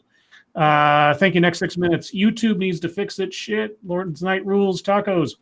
Well, it fixed itself in time for the show. I'm not going to complain about that. So, and it didn't seem to be a targeted thing. It was going after several different people. There's a problem going on. So, anyway, we got a few minutes. So, how about a Mad Lib? Sure. Let's do it. All right. And chat, You too can participate. So the last three words I need, chat. And remember, for those of you joining us for the first time with a Mad Lib, if you have an idea for a word to use in the Mad Lib, put into the chat a single message per word suggestion you have using the tag of what I need. For example, I need an occupation, I need a part of the body, and I need a plural noun. So if you want to make suggestions, just put occupation, your suggestion, into one message, part of the body, your suggestion, another one, and plural noun suggestion in the third one. Okay? And I will get to those after we get down through these, from which I will get from Satsu. I need an adjective. Broken. Broken. Monkey, I need an adverb. Oh, how about slowly? Slowly. Satsu, I need a capital letter of the alphabet. So just a letter of the alphabet, and I'll put a capital version of it in here. The Q. Q, all right. Monkey, I need a famous Italian person. Mario.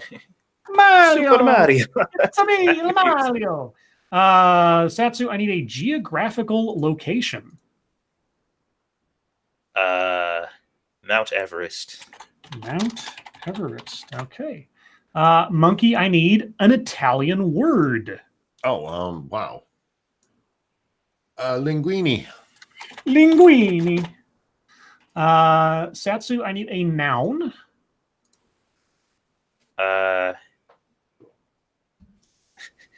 I was gonna say linguini again, but that's just being an asshole. How about Variety is the spice of life. Right. Well, we'll say pasta just to keep the Italian theme going. All right, Monkey, I need a noun.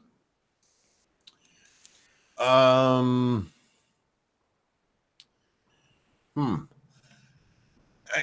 always go with titties or something like that, and I feel like it. Anus. Anus. Satsu, I always say titties, but Satsu, I need a noun.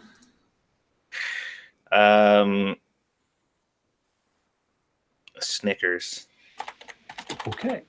And now we get on to the chat's contributions. So I'm looking for an occupation. Sassy Ghost says dental assistant. All right. Sounds good. Next, I need a part of the body. Let's see. Attack Alpaca says uvula. All right. And lastly, a plural noun. Who's got a plural noun? I'm trying to see. I see a lot of part of the bodies and occupations. Plural noun. Frosted Glass says El Caminos. All right, you go. Very good. All right, here we go. This one's called Julius Caesar. Oh boy. Julius Caesar was born in 102 BQ.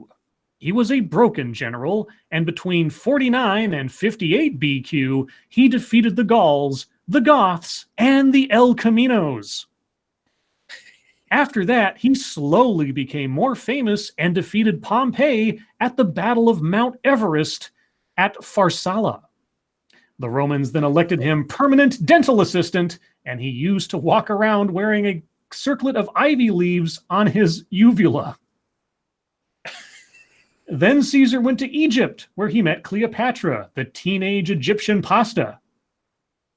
When he conquered the Syrians in 46 BQ, he sent back a message saying, Veni, vidi, linguini. In 44 BQ, a soothsayer told Caesar to, quote, beware the Ides of Anus. But he ignored the warning, and in March he was stabbed in the Snickers by a group of senators. His last words were, et tu, Mario? This sounds like a story your schizophrenic granddad told you. All right. We'll do, I don't know, we'll do another one, 2 or 3 or something. And I see that now we've done so many of these. I got to make sure I'm not, like I said before, not doing one that we've done before. Okay, I don't even know what this one is. How many? Okay, we'll see this. All right, so chat. Here are your contributions. They're all plural nouns. So I need plural noun number 4, plural noun number 5, and plural noun number 6. There's lots of plural nouns in this one. You get 3 of them. Monkey, I need an adjective.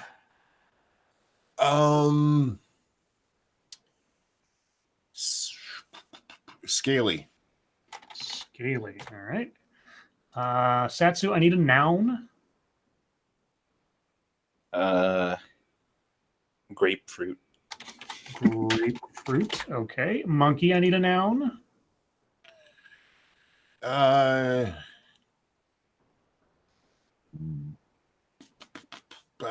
Cock. Satsu, I need a noun. Moist towelette. That's more than just a noun, but fine. Monkey, I need a place.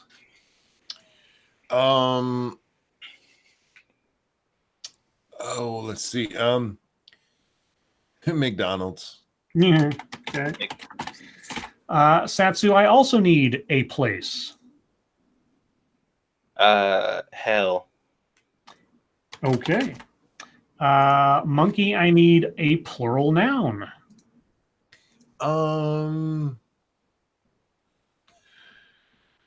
God, everything I'm thinking of is horrible. That more the merrier. I mean, that's what makes these things funny. Yeah, but the 2 I thought of was retards and Holocaust victims. So Jesus Christ. I told you they were horrible. Okay, well, it's your go. Whatever you want to do. All right. Let's go with.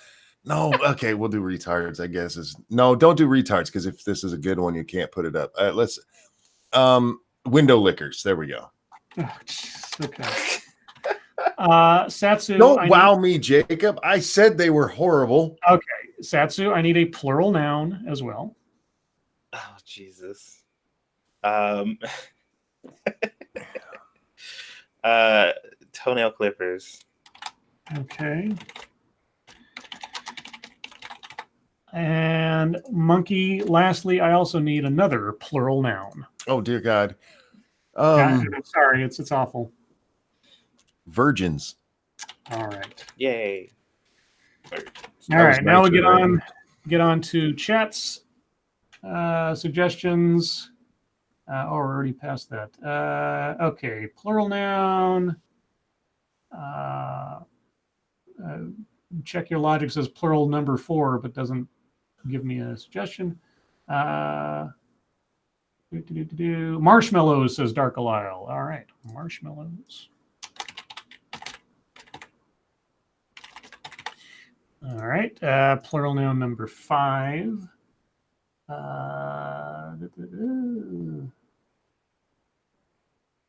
Peter Silak 80 says midgets. All right. Midgets. And lastly, plural noun number 6. That's 4. I don't see a lot of these on here. Kittens. Who said kittens? Heroic Nico. All right, kittens. All right, so this one is called Ireland. Uh-oh. Ireland is a beautiful green island lying directly west of McDonald's. In 250 BC, Ireland was inhabited by short, dark window lickers who were later called Picts.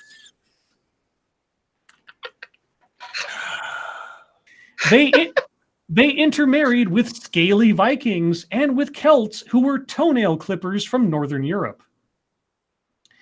In 1846, a blight ruined the grapefruit crop in Ireland, and over 1 million Irishmen migrated to the United States.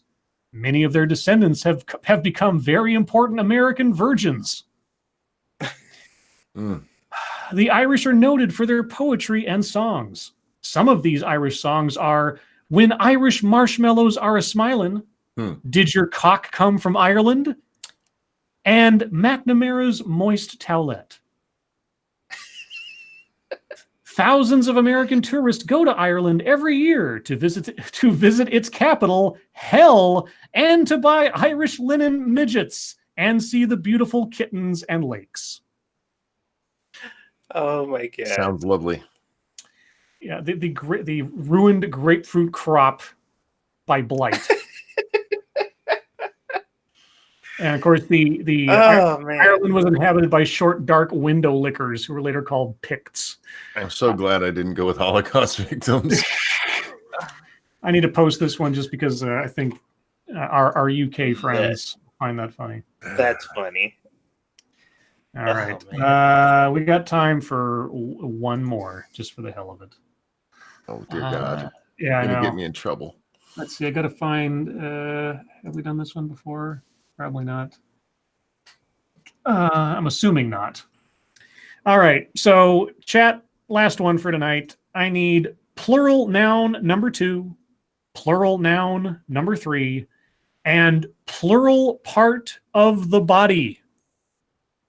Should have fun with that one. Plural noun number 2, plural noun number 3, and plural part of the body. Satsu, I need an adjective. Let's go with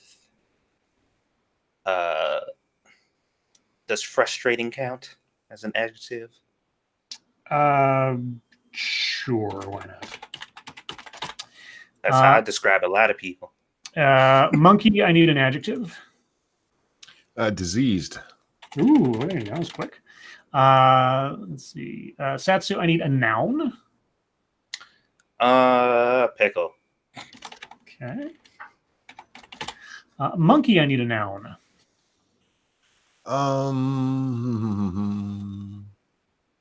Scab. Satsu, I need another. There's nothing but nouns for the next bit now, so just get nouns in mind. Satsu, I need a noun. I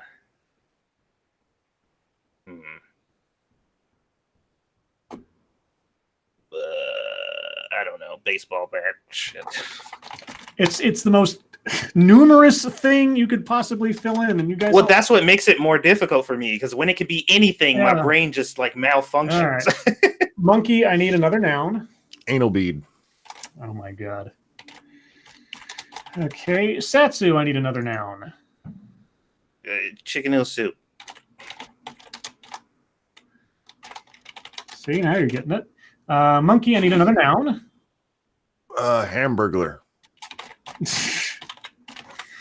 Satsu, I need another noun. Ball sack.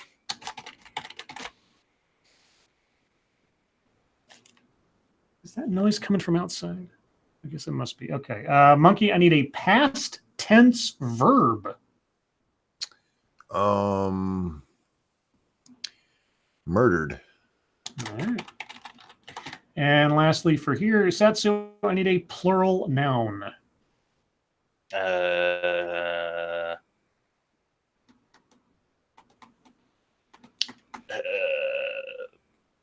Monkey dick.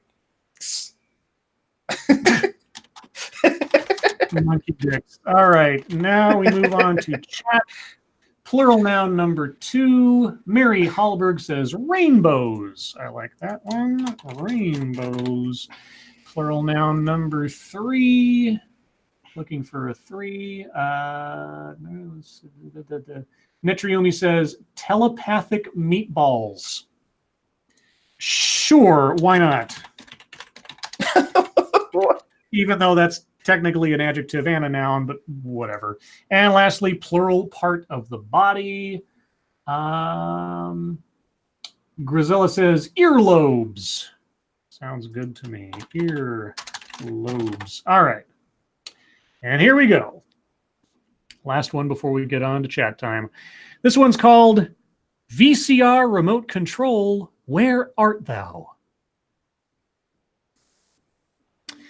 A recent nationwide survey of over 100,000 monkey dicks shows that the 3 articles most often misplaced are a woman's hand pickle, keys to the scab, and most of all, the video set recorder baseball bat. The first place to look for your missing remote is the couch. Check between the rainbows, in between the telepathic meatballs, and, if necessary, get down on your hands and earlobes and look under the anal bead or coffee. Oh, sorry, or coffee chicken noodle soup. It's supposed to be table, I assume. Believe it or not, remotes have been found in such odd places as the inside of a Hamburglar, murdered under a pile of magazines, or floating in the bathroom ball sack. If you can't find your frustrating remote, don't feel too bad. At least you don't have to try to figure out how the diseased thing works. Alrighty then. Yeah, all right. Well, there you go. I think the last one was better. This one was The first one was But you never know what you're going to get with Mad Libs. So, guys, thank you so much for your contributions there. But as we're at the bottom of the hour, it is now chat time.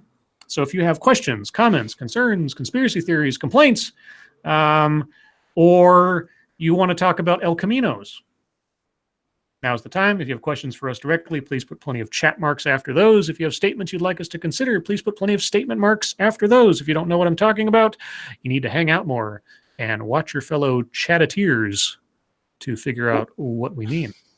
What kind of disease does the remote have? Well, it depends on how dirty the hand was that last touched it. Okay. It's got the herpes AIDS. Yeah, the herpesiphalades. RJ Mansma says, Scribe, what's the funniest thing you've done in the back of a car? The funniest thing I've done in the back of a car? Try to unhook a girl's bra one-handed. The very first time I ever tried. That was funny because I'm much better at it now. But the first time, it was a trick. Next 6 minutes. Scribe, what the fuck was wrong with YouTube today? Search me. I don't know. They're probably instituting something else new. Yeah, I didn't really have to deal with YouTube on a technical level until I got home and started the stream, and so I didn't have any problems because the only time I really use YouTube most of the day is just to have something going on in the background while I'm doing my work. It's not until I get home that I start doing any adjustments to my videos or anything like that. Mata Winter, Lords of the Night. How is Monk's many puffy fallacies? Many? I didn't know he had more than one. I didn't know I had more than one. The one I have is fine. Peter Silak Hades 313 says, I did a comedian in the back of a car. She was pretty funny. I see what you did there. Cynical Lindsay says, what hurts more, biting your tongue or stubbing your toe? Biting my tongue. Yeah, biting your tongue. That lasts longer too. Because then you end up biting it over and over again. Right, because it swells a Which little bit. Which one pisses you off the most, though? The tongue one. The tongue one. Because of what he just mentioned, it swells up, so you keep repeatedly biting the damn thing. Yeah. RJ Bantham says, Peter Manning, why is there a Canadian journalist in here? Do we have a Canadian journalist in here? Hello, Canadian journalist? I don't know. Mata Winter says, Lords of the Night, it was a reference to the last Mad Lib. I know. I was just answering it because I take these questions seriously, even if they are jokey. Diesel Dave says, Scribe, have you heard of Operation Paul Bunyan? No. Is that the experiment to make a ox blue? I don't know. Sassy Ghost, what's the funniest thing you've done while drunk?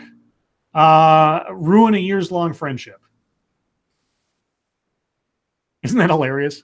That's funny as hell. Yeah, that's the funniest thing I ever did drunk. What about you guys? You ever guys do something funny while you were drunk? You'd have to ask the people around me. I'm funny as hell. I laid on the floor in the middle of a party and ate an entire bag of Doritos. People thought it was funny, but I was just eating Doritos. So, and it was like a family bag, like the big $4 family bag. I laid on the floor, drunk as fuck, in the middle of a party. Like people were stepping over me, and I ate an entire bag of Doritos. It wasn't funny that morning. Let's see. Nothing for you here. Have you ever sat on your balls? No. I think maybe once that I recall. It doesn't happen very often. Not so bad that it like caused damage or something, but maybe just like a momentary oops and then adjust and then sit back down. You've never sat on. I mean, you squish them if your legs are. Yeah, but not sat on. Yeah, maybe sat on isn't quite the right thing, but yeah, squish them or Wes Woolever says Cool Ranch or Nacho, Satsu. Oh, they were regular nacho Doritos. Okay. RJ Bansma, Cynical Lindsay, has Scribe ever... Wait, what? At Cynical Lindsay, has Scribe ever pranked anyone in his personal life? Let me guess he hasn't. Oh, I've pranked plenty of people. I have a younger sister. I have pulled jokes on my younger sister a zillion times and jokes on other people in my friendship circle and everything else. I've done pranks before. I've faked people out. Modern Winter, Lords of the Night, what is the weirdest delicacy you have ever heard of? Oh, there's like eating cow testicles or something is a delicacy. Monkey's brains, think of something. It's a delicacy to somebody. Well, you guys I used to watch Bizarre Foods all the time, and I watched Bizarre Foods a lot, and used to eat all kinds of weird shit. And most of it, I was like, okay, I can see why the people in this region probably enjoy that or whatever. But there was one thing that I just could not wrap my head around, and it was, I think it was like robin spit soup or some shit like that. Oh yeah. And I'm like, yeah, it's bird's nest. Bird's nest is what it's called, I think. Yeah, and I was just like, oh, like who the fuck even, like, how does one even come to the conclusion that should be a thing I should eat? I couldn't wrap my mind around it at all. Lords of the Night, what's the dumbest story you've read all year so far? That Harry Enton fucking political article. That was the name of the stream I renamed, like the dumbest article on CNN or something. So far this year, that's the dumbest one I've read. Although Chris Saliza's little list of Trump's dubious quotes from yesterday or whatever is knocking on the door a little bit.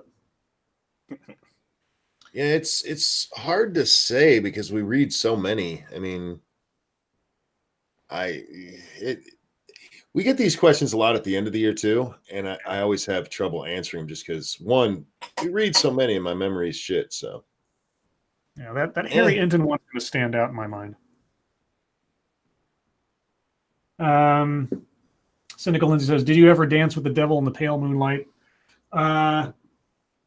No, but if Jack Nicholson said that to me, I'd probably shit my pants. Gorebag goes camping. Lords of the Night, what would your choice of a last meal be? Cindy Crawford. I don't know. I'm gonna eat me a seafood feast. I'm talking king crab, crab legs, scallops, scampies. I want everything, the whole nine. Give me all the seafoods. I want a buffet I can eat. And then joke will be on them because I'll eat myself to death. And I'm like, ha! I win. That's how that works, right? Fuck, I don't know. Okay. I don't know. Monkey be like, your mama's pussy. Yeah. Let's see. Peter Manning says, I'm not a journalist, also Texan, not Canadian. So basically, guys, you gave me some fake news about Peter Manning. Good job. You're now journalists. Congratulations. Nothing for you here. What is the single most dangerous thing you did as a kid? Oh, fuck. The single most dangerous thing I did as a kid. Walking into traffic purposefully. Huh. Most dangerous. I mean, you do a lot of dangerous things when you're a kid. If you come out alive, they don't seem as dangerous after the fact. Maybe on reflection. I don't know. I wasn't a very risk-taking kid either, so. I've done several dangerous things. What's the most? Not sure. I mean, I rode the bike down a hill like at top speed into what was oncoming traffic. I didn't know it was, but I found out when I got down there, and that almost killed me. And my brother sabotaged the brakes on my bike, and I smashed into a gate, and that could have killed me. Well, one thing that comes to mind, at least, when I was in, I want to say it was like 4th or 5th grade. I was still a kid. I tried to jump up and grab the top rail of the frame of a door frame and swing on it, but I slipped as I jumped up and swung forward, and I landed flat on my back and smacked my head on the ground. And for a couple of minutes, and everybody rushed over like I hurt myself. I thought something was really, really wrong, but thankfully nothing either traumatic or awful actually happened. But the thing was, my head hit the ground just about 3 inches to the side of a corner in the concrete. So if I'd been just a little off to the side, I probably would have cracked my head open. So that was the most dangerous thing I can think of right now, at least. Oh, geez. Harlow's, sorry? Oh, no, go ahead. Harlow's Marvel says, Fallout 4 is on sale with all DLC for $30. Buy or not? For $30 with all the DLC? I don't know how much of a discount. I get it. Yeah, I mean, it's not a bad game, especially when you start modding it. That's a fuck ton of content, dude. Yeah. And there's a lot of mods out there that actually require you to have all the other DLC installed ahead of time before you can make any changes, because a lot of the mods are geared to affect everything across the board rather than just components. So we're talking about 4, though, right? Yes. I pass, but I mean, it's a good deal if you like the game. If you get Fallout 4 and you get the what was it called, a new life mod to it, and you get the improved damage mod, it becomes more like Skyrim, where no matter where you go on the map at whatever level, you have an equal chance of being able to move around, but there's still enough threat. Because right now, or in the vanilla game, the enemies don't level with you; they stay at a certain level depending on the region you're in. So unlike Skyrim, where the enemies gradually get more difficult as you become more powerful, there's still always a little bit of a challenge to get up there. I always hated that part about Fallout 4 because I never felt like I could explore. I had to stay in a very sort of set line of progression. But with a couple of mods, yeah, exactly. And with a couple of mods, not only can you start the game without having to deal with the storyline and also pick a profession that gives you some bonuses depending on what you're doing, but you can also modify it so that everybody is always a threat forever, no matter what level you're at, and it's always a certain level of challenge, which is great. Johnny Hillcat, thank you. If you skip forward 30 minutes and this is the first thing you see, you have a poor sense of timing. Thank you, Johnny. Mr. Monopoly Scribe, do you remember a show named Mutant X? Yes, I do remember Mutant X.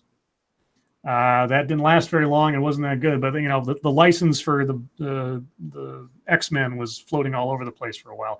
I'm not sure if was that actually tied to X-Men, or were they just sort of profiting off of it?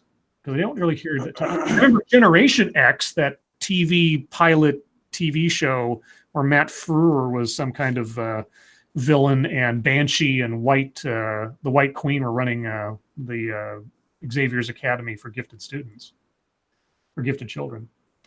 Raid Chaos Tree Scribe, Skyrim's enemy leveling is dumb. It is based off your total level, so if you level a bunch of non-combat skills, you will find yourself in a world of hurt.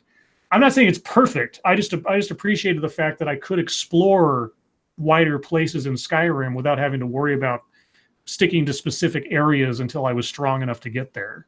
That there was, with the mod, there's always a challenge no matter where you go, and you can go off script and still have an interesting time. Mr. Ronaldo, Scribe, do you remember a show called Dead Zone starring Anthony Michael Hall? I do. I never watched it because I watched the Stephen King movie with Christopher Walken, and that was enough for me, and I didn't have cable at the time, so I never saw it. I heard it was good. I don't know. RJ Man's Scribe, surprised Chris Saliza is your age? Nope.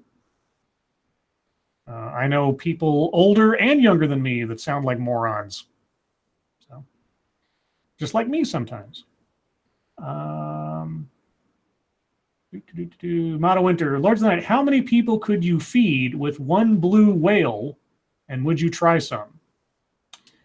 Fuck a lot. And yeah. Yeah, you could probably feed a lot of people for a brief amount of time till the meat went bad. And would I try it? As long as the whale hadn't been like hunted and killed, like if it beached itself or something and died and they got it quickly enough that it didn't go bad, I wouldn't feel bad about it. But, wouldn't be my first choice. Satsu? I tried. Let's see. What else? Cynical Lens says, my husband loves tuning into Diamond City Radio when he's playing Fallout 4. Oh, there's some good tunes in that game. Recovered thing. There's a lot of tunes in that game that I thought were made for the game, like they just sort of made them up and they performed them for the game. But no, they're actual songs from the 50s and stuff when the atomic bomb was a craze. Found out that a lot of those things are actually just real songs from the era, which is kind of boggled my mind that they were so on point sometimes. But there you go. Like Uranium Fever. I thought for sure that was a made-up song. Or Crawl Out to the Fallout. I thought those were completely like made-up songs for the game by Bethesda or something. Nope, those are actual tunes people wrote and performed back in the 50s or whatever. So, let's see. Lion Patriots. So if the whale committed suicide, yeah, as long as the whale wasn't murdered to be eaten, hunted or something, I wouldn't feel bad about having a blue whale steak or something. But I think as rare and relatively limited as whales are on our planet, I'm not particularly fan of pushing them further towards extinction. Attack Alpaca. Have any of you ever watched Roman Atwood's prank videos? No, I don't watch prank channels to save my life. I couldn't care less most times. I assume most of them are staged and fake anyway. So the only content I ever happen to catch like that is when Squishy's watching them because she likes to watch that shit. Yeah, I've seen a couple of things. Oftentimes it's like my first thought is this has to be staged, and my second thought is even if it's not staged, this is either stupid and or cruel. So I don't know. Yeah, some of these like pranks or whatever, and like it is what it is. It's like it's a prank or whatever. It's like, man, I would fuck somebody up. Like I would seriously hurt somebody if they did some of the shit that the people be doing. Peter Silent Hades, I just saw an ad for a show called Krypton. Have you heard of that, Scribe? Yes, I've heard of it. It's been out for 3 or 4 seasons now or something like that. It's like Gotham. It is a prequel to the advent of Superman in that particular timeline. I've heard decent things about it from people who are DC fans. I'm not a DC fan, so I don't have any sort of great impetus to go and find copies or find it airing anywhere. But there's a lot to be a lot of prequel shows. I mean, like Smallville was a prequel show, and Gotham, and so on. And it's like we're going to build up to the actual thing by tying our cart to the eventual horse of the main character. I'm waiting for like a Spider-Man prequel series because I'm really interested to know what J. Jonah Jameson was doing when he was like a teenager, right? Right. Yeah. Before it gets interesting, that's when you really want to see it. Right. Like, I want to see Otto Octavius before he was Dr. Octopus, or whatever the action, not Ned Leeds from the Spider-Man movies, but the actual Ned Leeds before he became Hobgoblin. Speaking of which, Hobgoblin, now there's a character I hope they bring in at some point, but of course it can't be Ned Leeds because unless they do some really crazy stuff. Little dude, yeah. Yeah, and he's Peter's best friend. Now that could be an interesting story. Your best friend becomes, sort of a Harry Osborn situation if Ned Leeds, but they've so made him into comic relief. There's no way. But how do you get the glider off the ground? Oh, I don't know. Science. Huh. Virgil Grin. Haha. Scribelight, if you make whale jerky, you could feed a lot more. Well, like I say, yeah, you could find ways to feed people for quite a while with it, as long as you got to it before it went bad. And, stopping it from getting bad could be jerky. Simic Magic. So student octopus. Yeah, well, I mean, I could imagine it like young Dr. Octopus at the same college as Norman Osborn and Silvermane and all these other like elderly now or adult villains prior to the teenage Spider-Man. And like, oh, maybe Aunt May had a brief tryst with Craven or something. I don't know. You could think of a million things to do with that. No, just leave it alone.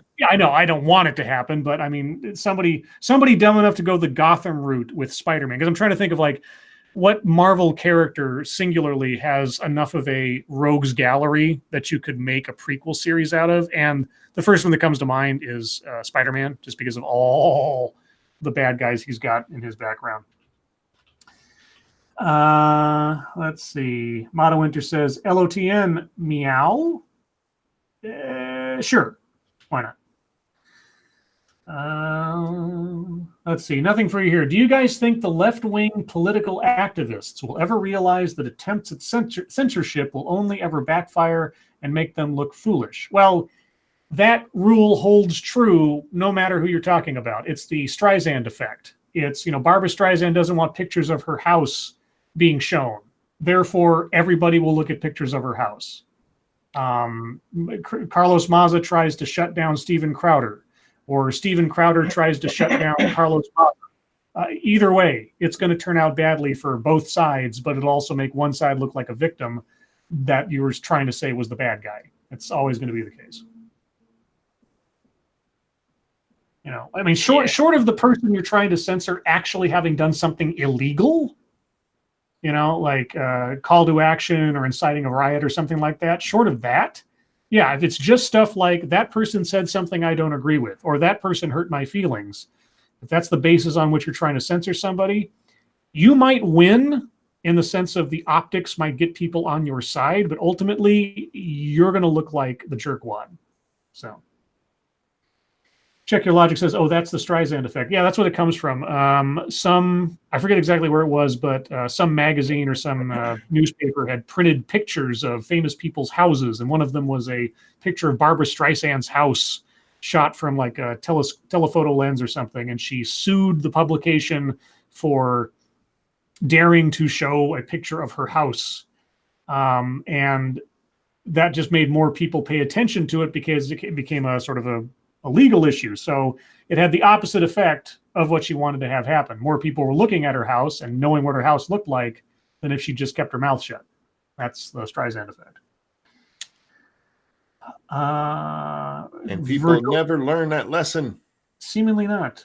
Virgil Grin says, Scribe, I love that you accidentally called me the go-to I can't argue with you, but you have a funny name rebuttal. What? I missed something. What was it? Okay, so my brain read virgin before I said Virgil Grand. Scribe, if you make whale jerky, you could feed a lot more. Like, yeah, you could.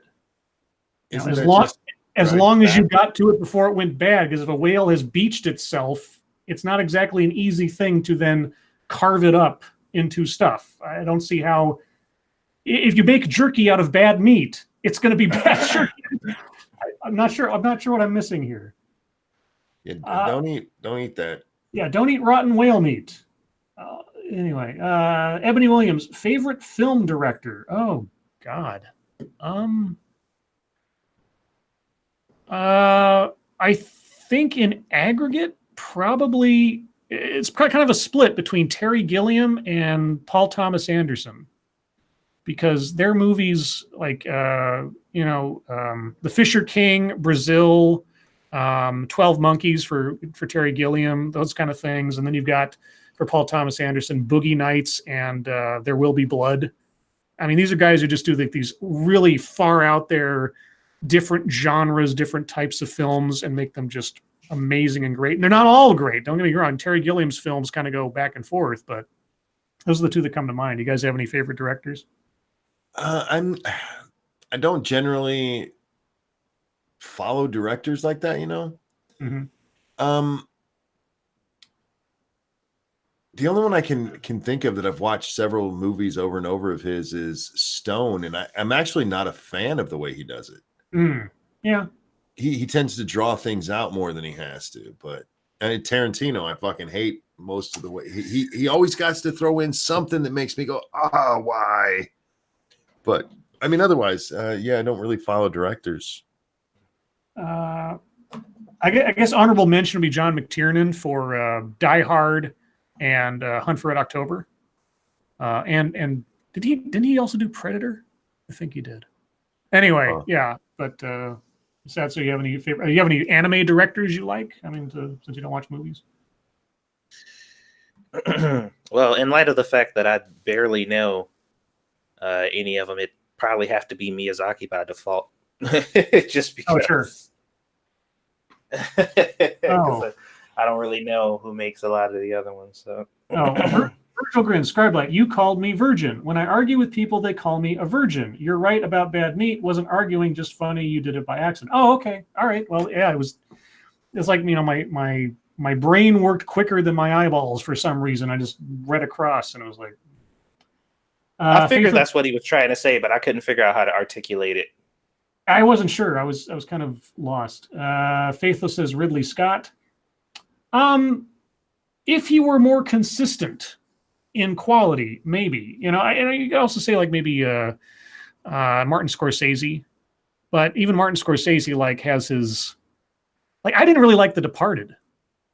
I've gotten flack from this from people you didn't like The Departed. It was great, and I was like, yeah, but the problem is unlike Goodfellas or Casino, I never really felt like watching The Departed. I was seeing sort of a even slightly embellished look inside the Irish mob. Mm-hmm. It was just like the Irish mob was the setting around these characters were acting in. It didn't feel like a sort of quasi-documentary of things. And if you watch Casino, if you watch Goodfellas, obviously these are sort of narrative storytelling from the inside kind of deals. And, they don't all have to be like that, but that was what sort of made me not like The Departed so much. I didn't like any of the characters either. I didn't like Leonardo DiCaprio because his accent sucked and his acting was god-awful. Mm-hmm. So yeah, having a movie without any protagonists, even protagonists who are on sort of the amoral side of things, like Heat. Heat is a great movie because it's very difficult to figure out who do you want to root for, because ultimately somebody's got to lose. And you have these two characters on different sides of the law who are very similar in how they operate, except that they're completely polar opposites when it comes to how they operate in the world. And at the end of the day, of course, one of those people has to lose. And when one of them does, I won't spoil it, you kind of feel do I feel bad or do I feel sad? Do I feel good? I don't know, because I kind of like both of them. And that was one of the things about Heat that was both good and kind of unsatisfying as an ending in a way. You can't, they both can't get away, but the fact that one of them doesn't, and then you've grown to like both of them, or at least understand them both. Yeah. Anyway, I got That's 5 actually minutes. What I liked about the ending of that movie. Yeah, like I say, it's half and half for me. Sort of like how the whole movie is that you're kind of left with I'm not quite sure how to feel about this, and I can't say it's a bad way to do it, because that's kind of how the movie sort of brings you along into these two people's lives as they sort of joust against each other. I think too many movies shoot for a satisfying ending, and that was what was satisfying about this one, is that because somebody has to lose. Yeah.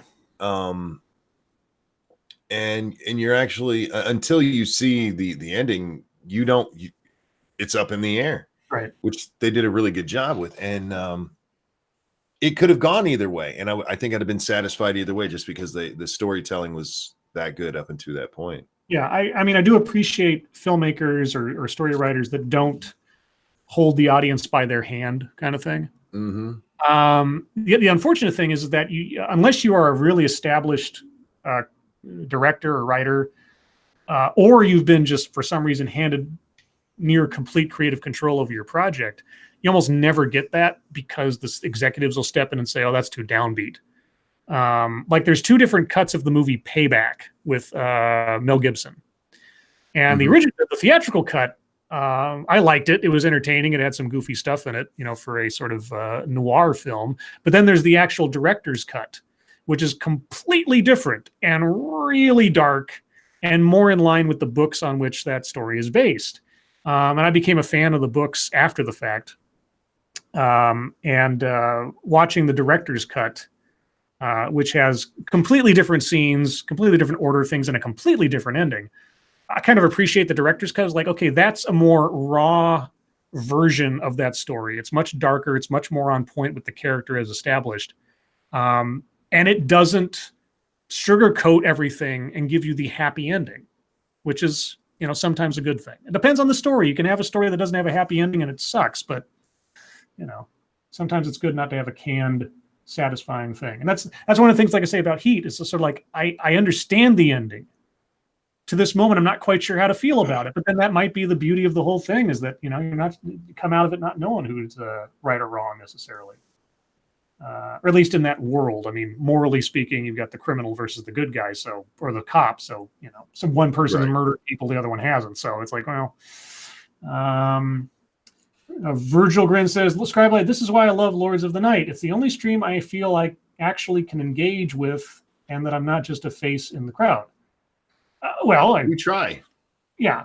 We try not to take anybody here, ourselves or you guys, for granted, or just think that, as we said countless times, you guys are half the show, right? Between question time, at least half the show. Between question time at the end of the show and MSS News in the middle of the show, you guys are collectively and individually, depending on your contributions, a Lord of the Night. You're part of the show. And we wouldn't have 2 hours of stuff to go through if not for you guys. So yeah, we appreciate the heck out of you for that and more.